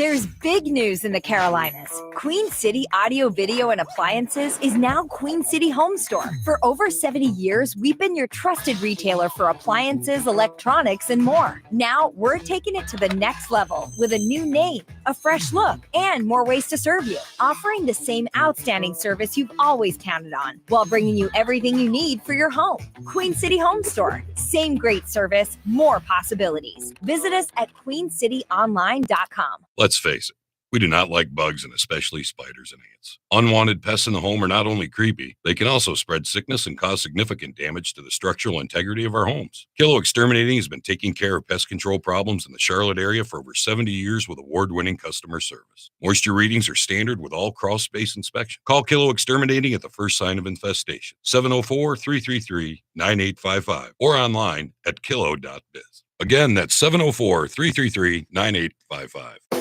Mike Libretto here, inviting you to come in and experience Charlotte's best New York pizza and great Italian food at Libretto's Pizzeria. Serving Charlotte proudly since 2008, Libretto's pizzas are sure to please by the slice or grab a whole pie. Pastas, entrees, great appetizers, sandwiches, and wings. A menu to please the whole family. Dine in or takeout, available 7 days a week. Visit us online at librettospizzeria.com or call us at 704-714-1442. That's Libretto's Pizzeria. Stop in and become part of the family. Have a comment or question for the show? Call us 704-227-8986. That's 704-227-8986. Now, back to the show.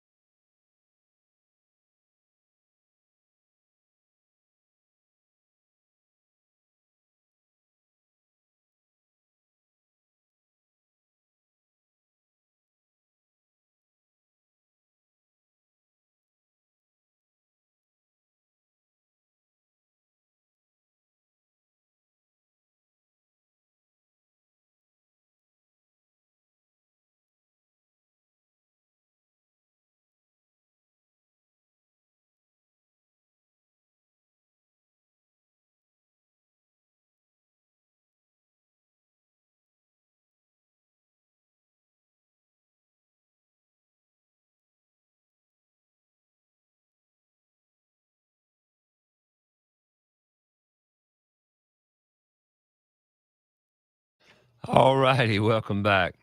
Uncle Red's in the house. Talk away, big guy. Okay, so we talked about water, so I'm going to give you a little food for thought about this water deal. And maybe if you're from Charlotte and you're older, you might know this or somebody shared it with you. Charlotte's water reservoir before the turn of the century used to be at 7th Street and Hawthorne Lane, where the park is, in that big valley there where that little creek, the water runs out of some springs in the wall there and runs down through there. And it was dammed up because that spot is higher than downtown. Now, Ray knows this because we talked about it years ago. That's where that big water tank was. Yeah, and everybody's worried about the water quality. It was running out of the damn ground. Yeah. And everybody in Charlotte was drinking it. And obviously everybody didn't die. Charlotte was, but it all came out of the ground, and that was the reservoir. And the city drew up a paper. Ray will remember this. I just made a note about it last night. Nobody could swim or fish in the reservoir. And then 2 of the city council people got caught drunk swimming in it one night and lost their positions, obviously, because that was a high-end place over there off of Hawthorne Lane. 7th Street. 7th Street right there. It's still a high-end place now. Sure. But anyway, I just thought that was funny. Okay. I didn't know that was a reservoir over there. Well, most people didn't know it. Okay. I never did that. Okay. Gold mines around Charlotte, 1835 till 1849 till the gold. Oh, no. Sorry. I didn't mean to stop you. Till the gold hit in California. You know what I mean? Well, I wanted to ask because I'm sorry. So with gold, is there gold under Charlotte? There obviously was a lot of gold because they petitioned the federal government to build a mint. Okay. And the mint was on right down from the federal courthouse. Yeah. And they took it apart, and it was in business. It was allowed to be a mint for coins because there was so much gold coming out of Charlotte. The Charlotte area. The Charlotte area, but it was really from Tuckasegee Road back under where 277 is now, or whatever. Yeah. What is it, 277 or 77? Anyway, down the hill. It's 77. Okay, well, anyway, all the way up to Trine Street in town. Yeah. Because when we were building some high-rise buildings, they'd core drill down 130 and 40 feet. Okay. And run into the water in the mine shafts and have to pump the water out to put the concrete in and the steel to set the buildings on.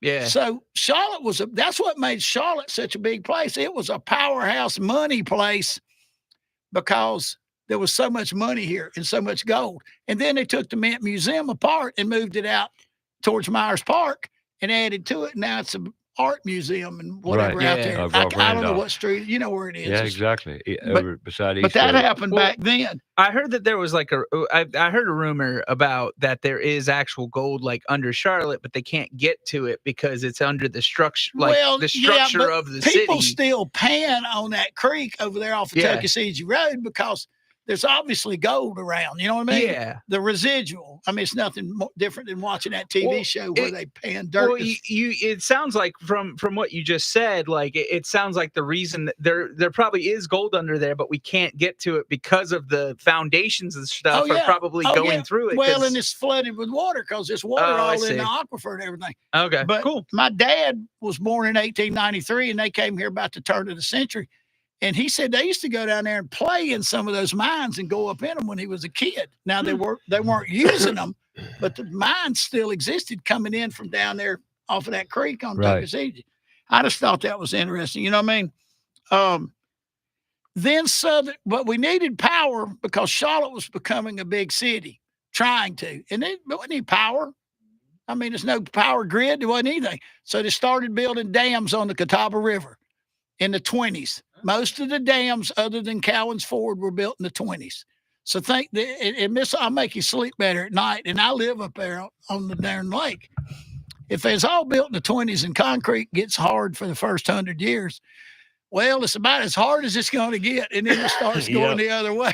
Right. So that doesn't mean they're all going to break tomorrow, but they've been around for a pretty good while. And when they brought power on for the city, and I made a note of this, people, it wasn't any automation to it. People stayed in the dams all the time. People operated, turning the wheels on to start the dynamos to make the power, to feed the transformers, to bring the power onto the grid. So as the power grid needed to come up because the demand was going up, they had to call all the places that had wheels in them and dynamos. All that was done by hand. There was people in the dam all the time, and it was all done over the phone. Wasn't any radios, no computers. It was all done. But that's what made Charlotte such a powerhouse, and they had power. And it was called Southern Power. You remember? It was Southern Power. That's where it started, right here in Charlotte. Power. It started right here, and then it became Duke Power. Now Duke Power and Engineering is the largest power conglomerate in the country. That's right. And they ran like the P&N Railroad. And they ran the railroad off of the electricity. Why not? You own the damn power company. That's just a little history for people that didn't grow up here. So, that's right. But it's just, okay. In Charlotte, Ray knows where this house is. I can't tell you where it is.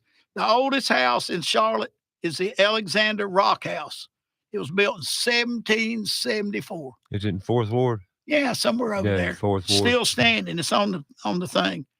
And the Catawba Indians, there's four tribes of Indians that operated right around where Charlotte ended up being built. But the Catawba Indians have been along the Catawba River for 6,000 years. History backs it up. Artifacts back it up. I just thought that was kind of neat. You know what I mean? A little bit of history about Charlotte, and you can get on the Google later and find it. I'm sure if you put something in and pursue it, you can get on Google and find it. And then I'm going to finish up because Ray had me in here and I like to rant and rave about old stuff. You know, somebody needs to hear it. Maybe somebody will remember it. The first strictly stock race that was ever run in NASCAR was run off of Little Rock Road close to the airport. Yeah. The racetrack actually was almost where 85 is. If you go out there and go over on a side road, you can go in behind it and actually see the banking in one of the corners is still there.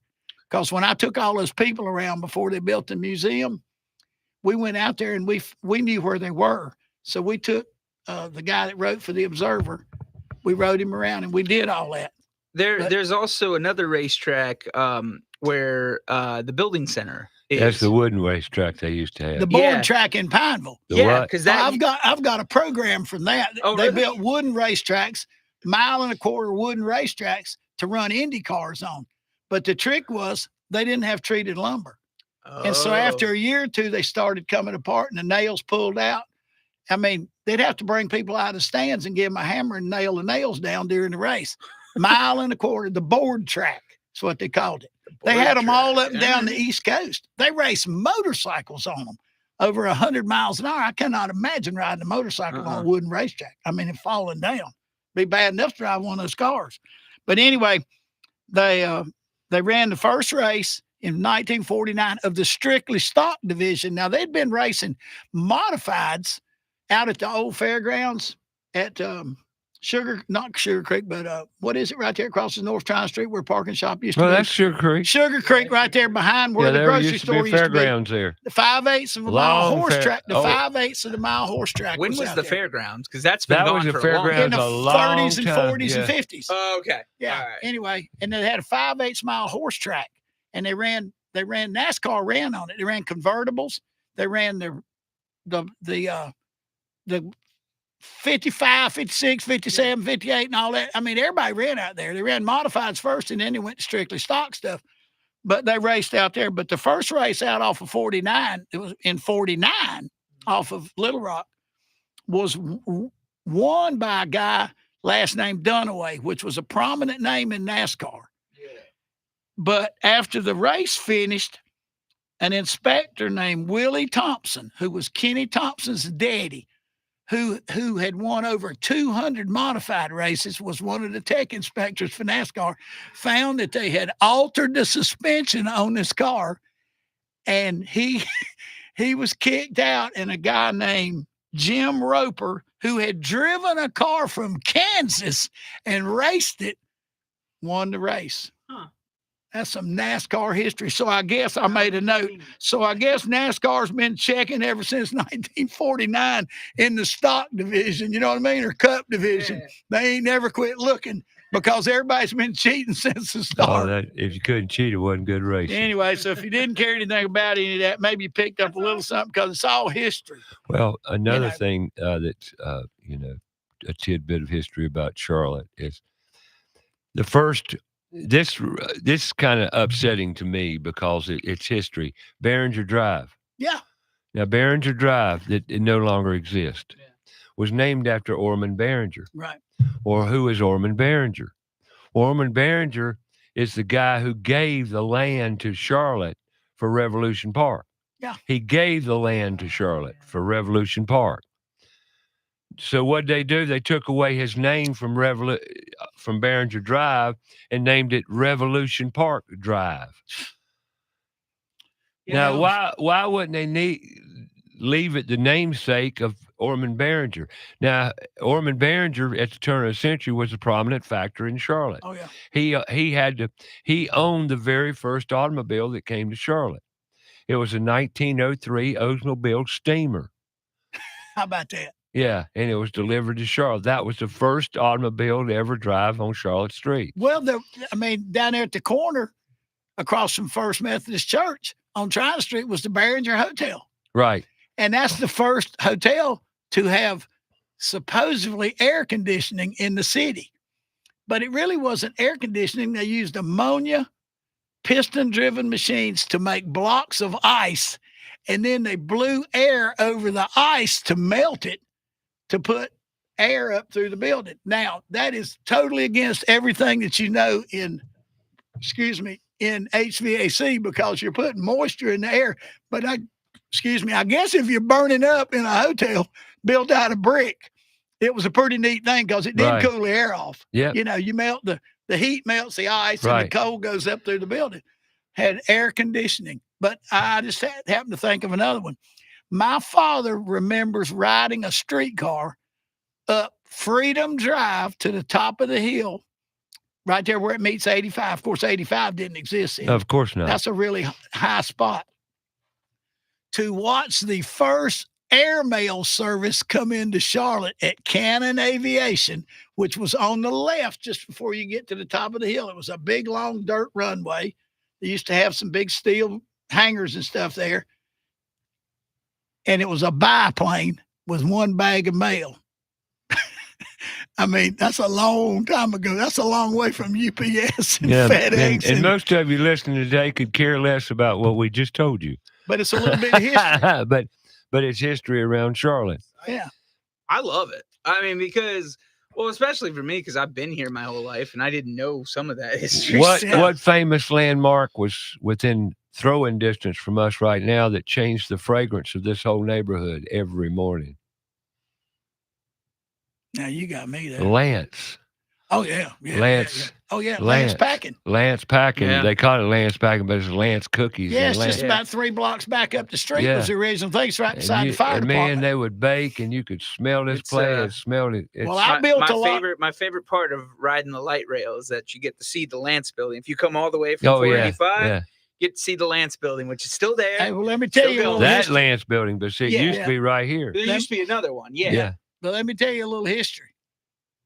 During the war, the government was seizing all the machine shop equipment because we'd gotten drug into the Second World War. Yeah. And that people didn't have enough equipment to make the parts to do what everybody was doing. Rosie the Riveter was putting planes together, but somebody had to make all the parts. And Lance, I did a lot of work for Lance. I got pretty tight with him because we built the peanut plant. We built a bunch of that stuff down at Pineville later in the 70s and 80s. Did mechanical stuff, big stuff. They cut a deal with the government and said, if you'll leave our equipment in place, because if they'd have lost their maintenance machine shop, they couldn't operate. Yeah. They wouldn't have been making any crackers or peanuts. And they cut a deal and they let people come in and run their machine shop doing stuff for the war effort to keep the machines from being pulled out of the building, which I thought was pretty cool. That was a pretty really slick cool. deal. Yeah. You know what I mean? Just use it where it is and we can operate and you can operate. You know what I mean? So they did that here in Charlotte. In that building. Wow. Yeah, I did not know during that. the Second World War. Well, most people don't know all this crazy stuff. You have to be raised here and you have to grow up in a family where somebody remembers history. That remembers it. Yeah, it's no different than I heard Ray. You know, Ray's talked about the Shell plant down at Airwood. Well, no, in the Nike missile plant up in North Park. Yeah. Where right behind where the SEAL Test Dairy used to be. Yeah. That was an old Ford plant. But the trick is it was a Nike missile plant in the 60s, and they made part of the Nike missiles. Yeah, right here in Charlotte. Right here in Charlotte. And they made Gamma Goats here in Charlotte. Out there. I worked out there when we were making Gamma Goats. I upset the line. And most people don't know what a darn Gamma Goat is. It's a piece of trash that the United States Army. It's worth a lot of money now, though, if you have one. Yeah. Really? Yeah, it's an Army vehicle. Yeah. Yeah. It was built for the Vietnam War, and the war ended finally before they ever really needed them. Yeah. And a lot of people don't know, as you alluded to here recently, Ford Model Ts or Cs or something were manufactured in Charlotte as well. Yeah. For some of the first Ford automobiles. In that plant, in that big building. Yep. Monster building. Yep. So Charlotte's got a lot of history. It's got tons of history. I mean, it's just crazy. But a lot of people don't know about it. No, and it's not their fault because when they move from somewhere else, they know everything about where they moved from, probably. Right. If they grew up there. Well, most of Charlotte's history's gone away too. People don't. Charlotte's just changed. Yeah, I mean, you tear down buildings, tear up streets. What's that? Yeah, it's got a hinge in the middle and it drives on the front and the back. Loudest, most uncomfortable vehicle you'll ever step a foot in. Yeah. Noisy. You got to wear ear protection to drive the darn thing. It's crazy. Yeah. It's crazy. I thought I wanted to work for them, and I went out there and worked for a little while. didn't turn worth a darn. And nothing about that vehicle made sense. Not one. I drove them. I fixed them. They jump. General Energy Resource, I think, was the name of the company that the conglomerate that did the design and stuff. But I lasted for a while out there, and all I did's pipe maintenance and putting up conveyor chains to hang parts on and all. But I had so much fun. I was single and I had so much fun. I just decided I was going to leave one day, and I just left. Yeah. You never have worried about a job, have you? No, because when I left, I usually had one. Right, and let's go to put tools in schools real quick here. Let's don't even do it real quick. Let's do it slow. No, we got time. We got 20 minutes. Oh no, we got time. I know, folks. I talk a lot about put tools in schools, and our school year is starting to crank up here at the end of August. Teachers and administration, everybody's coming back to the schools, getting back in the month of August. And we're there. So what are we going to do with our kids this year? We're going to send them to school and send them to get in line, shut up, behave, and sit still and listen. Pass the test. Folks, we got a big problem in our schools. And I say it, but, and I'm not fussing about the teachers. I'm not fussing about the people who care. Fussing about the way we're teaching our kids and what we're not teaching our kids. Our kids aren't happy. We're not using them for what God gave them, and that's creativity and, just critical thinking. We're all happier producing something. We're all happier making art, creating, serving with purpose. But we're not doing that. We're not teaching them. What we're talking about here, we talked to Uncle Red this whole show, right out of high school, been in the trades. That's it. Nothing but the trades. All the trades. Myself, same thing. Never done anything but work with my hands and my mind. Always been able to go out and make a living. And here I am at 73 years old, still working with my hands and making a living with my hands. Now you could say, why didn't you retire? Well, retire is another man-made construct. God didn't make us to retire. He made us to work and serve till the day we die. I agree. And you do it. Oh, yeah. Even though you retired, you didn't really retire. You ain't retired a day in your life. You just switched gears and went a different direction. I tell people I'm the tiredest retired person I know. And the bottom line is we got things to do. Our job is to serve and have purpose every day and go help our fellow man, which you do every day. That's right. And we need to teach our kids the same concept. And you say, why? Think about yourself. When are you your happiest? When you're doing something, when you're serving. It's the satisfaction you get from doing stuff and helping people. And I know this is going to sound crazy as the devil. I do not ever remember going to work a single day that I didn't enjoy going. Now, I know that sounds crazy, and I know people have jobs that they hate. But if you're hating your job, you need to find something else and do something else, because you can find a place. Because the old adage is, find something you do for nothing that fascinates you and figure out a way to get a guy to pay you to do it. There you go. And you'll never go to work. And love what you do. We'll talk more about that when we get back. Wrap this show up right here on About Your House. Fox Sports Charlotte. Download the free app. Stream it live. Go on YouTube, Facebook Live on About Your House Radio, or on your browser, foxsportsradiocharlotte.com. Stream it. AboutYourHouseRadio.com. Streaming button on that one. New website to follow. We'll be back.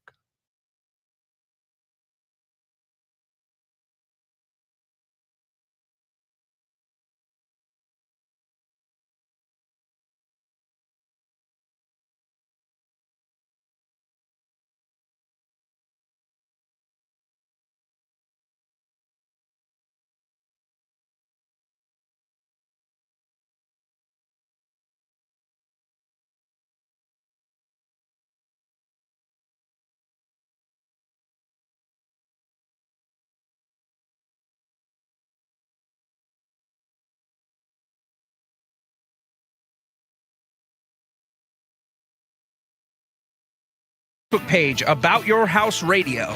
We'll be right back after a word from our sponsor. Owens Chimney Systems is known for all professional chimney services since 1989, including chimney cleaning, recommended annually, chimney evaluations and inspections, any and all chimney repairs and restorations, gas fireplace and gas fire log service, furnace cleaning, cleaning out one of the most overlooked appliances in the home. Get it done right the first time. That's Owens Chimney Systems at 704-554-9595. Or you can visit us online at owenschimneysystems.com. Summer heat is here, along with the humidity. Will your air conditioner provide the comfort needed? ABS Insulating can provide the resources to give you comfort this summer and all year. ABS Insulating uses the latest technology and products to insulate and seal the envelope of your home, creating a comfortable environment all year long, also extending the life of the air conditioning. Call ABS Insulating today for lasting comfort tomorrow. 704-821-4343 or absinsulating.com. Steve Helms here with the Al Metal Dryer Vent Corporation. The Al Metal Dryer Vent Corporation is a full-service dryer vent company. Regardless of the problem, we can handle it. Did you know the majority of all clothes dryer service calls are related to the vent? I see it all the time. A customer buys a new dryer thinking it's old, worn out, when the problem is it's the vent. It's not the dryer. Call Al Metal Dryer Vent today at 704-846-8368. That's 704-846-VENT or online at almetaldryervent.com. Have you cleaned your dryer vent lately? Hi, I'm Sam Otero of AteroMedia.com. Someone asked me once what I love the most about my 30-year-long career as a media producer and educator, and I have to say the fact that not only do I get to create for a living every day, but then I get to teach and help others to use the content and gear systems that I've built for them themselves. Do you need professional live event video production or streaming services? You're in great hands with our family business. All 5-star Google reviews. That's ETTARO media.com. Have a comment or question for the show? Call us 704-227-8986. That's 704-227-8986. Now, back to the show.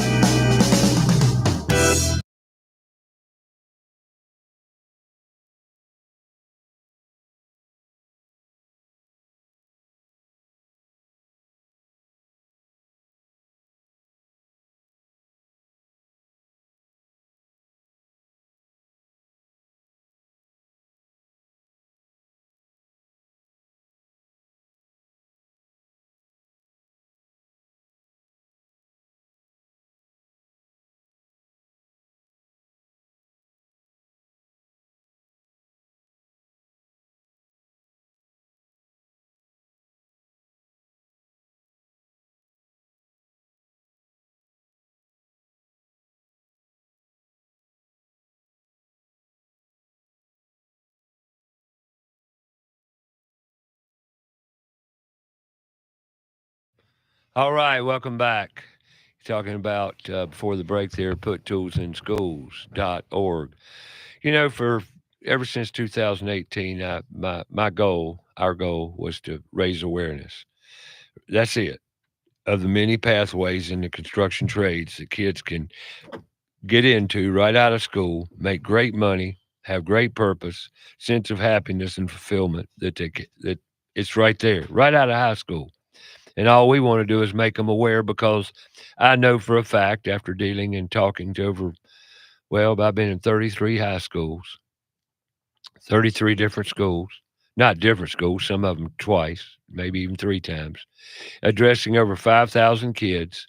You can see it firsthand, talking to those kids, where they're at, what they're not learning.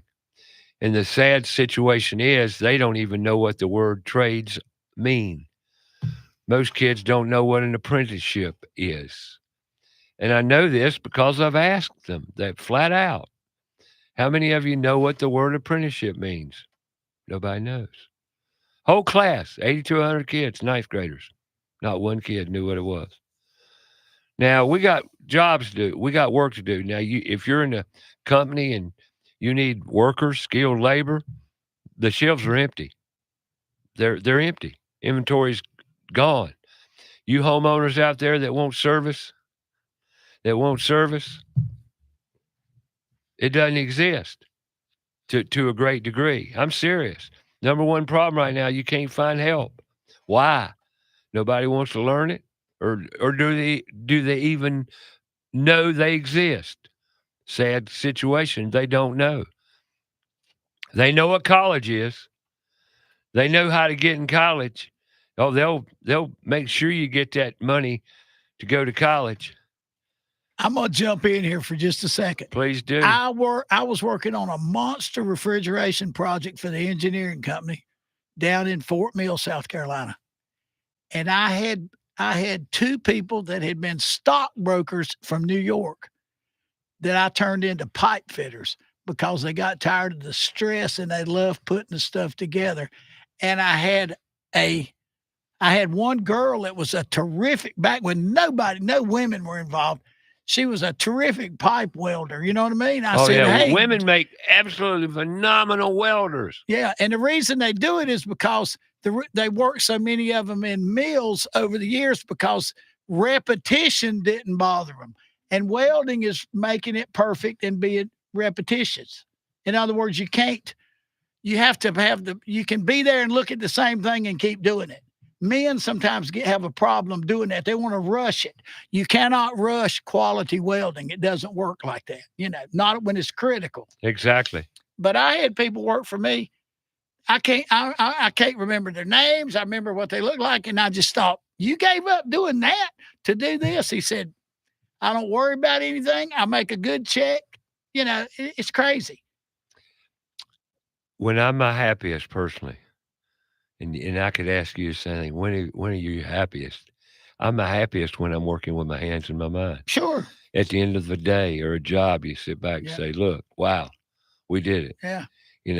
And the customers come at me all the time saying, well, can you do it? Can you do it? Is everything okay? Yeah. Are we going to be able to, is it going to be all right? Yeah.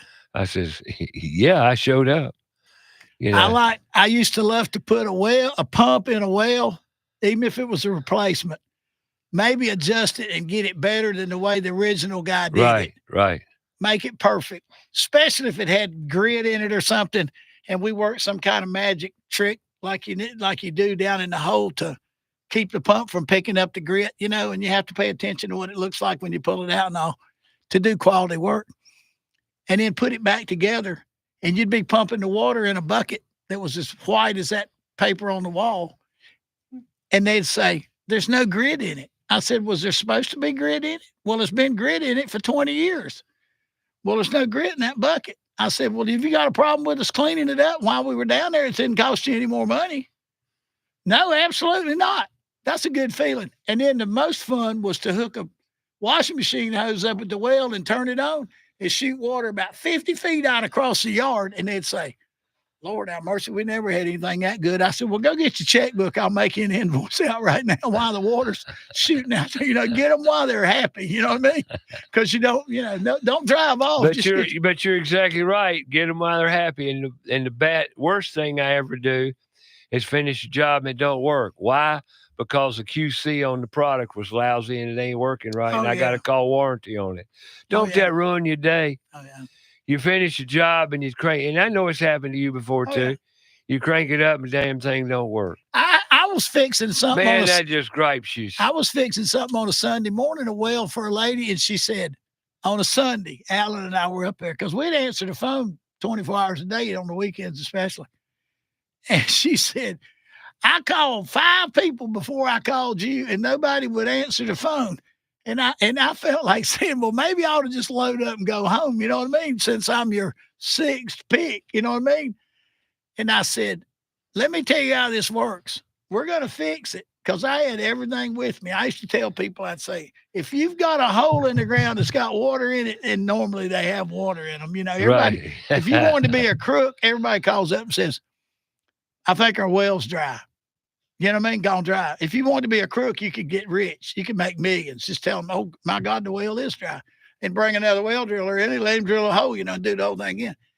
But I said, lady, if there's a hole in the ground, everything else we need when I get there is on this truck. I'll guarantee you, I might look like a pot and pan salesman from a Western movie, but I got everything. I don't care what size the pump is or what kind of pipe it is or anything. That's a master craftsman that can prepare his truck for the day ahead. I hate backing up, and I the worst thing hate in the world. going to get something. I hate it too. Had that conversation the other day. I said, I can't stand it. The whole art of our job is to make darn sure we're prepared when we get there. And you load your truck so if it's pitch dark and you're finishing, and I put pump seals in at 4:00 in the morning. I can walk over there in the dark and open a cabinet and reach in there with my hand and put my hand on the fitting I need to finish. That's the way you're supposed to do. That's right. And you teach anybody that's helping you to do the same thing. You know what I mean? Go get me this. They're not over there hunting it. They know exactly where it is. That's where you make time. Time is money. Yep. And you look at a guy's truck when he gets there and see how neat it is or neat it isn't. Yeah. And that'll tell you something about his work. Oh, yeah. Tell you everything about it. Yeah. Well, not quite everything, because my father's truck looked like a junk pile. But that man, now that's why he worked alone, too. Yeah. Because he knew where everything was. Oh, yeah. He could tell you what bottom of the pile it was on. You know, Oh, yeah. He could tell you. And I can, too. If it's my truck, I can tell. And I do tell people, when you go to the truck, it's going to be on the left-hand corner at the back door. You'll see it. I promise you, it'll be there. Oh, yeah. I'm going to say something right quick because Ray is all time pushing tools in school and learning how to do a trade. Yeah. I've got a son. I call him my adopted son. He's not my son, but he might as well be. We raised him off and on since he was 12 years old because his parents were splitting up. He worked for me. He worked for other people, but he worked for me. And he learned. I trained 2 or 3 people along the way. I probably trained more than that, but I trained him. He makes over $60 an hour now working for the biggest refrigeration company, one of the biggest in the country. They give him a new truck every 2 years. Give it to him. He don't have to ask for it. They pay him a bonus every year, and they work overtime, and he and his girlfriend travel together, and they make about $200 or more a day in per diem. And if they take a Sunday off, they get paid the per diem anyway. You do the math and figure it out because they work a lot of overtime too. And he has amassed a fortune, and he had a high school education because my wife and I helped him make sure he went to 12th grade and finished. Because I said he won't stand a chance if he doesn't get out of school or get a GED. I mean, ain't no telling how much he makes. He probably makes a couple $100,000 or more a year. Now, you can do that and make a lot more than that if you're in college. But to have a high school education and do it. And he's one of the best people supervising jobs that company has. Another story. Uncle Red, thank you. Go spread some love, folks. Hope to have you on again sometime. Yeah. Love it. Thank you. Uncle Red, Hacksaw, thank you for coming in today. Appreciate you. Thanks for having me, Ray. And we got to get out of here, folks. Go spread some love. We'll see you back here next week. Eric File and Son Remodeling. We're going to talk it next Saturday right here on About Your House. We love you all. Have a great week.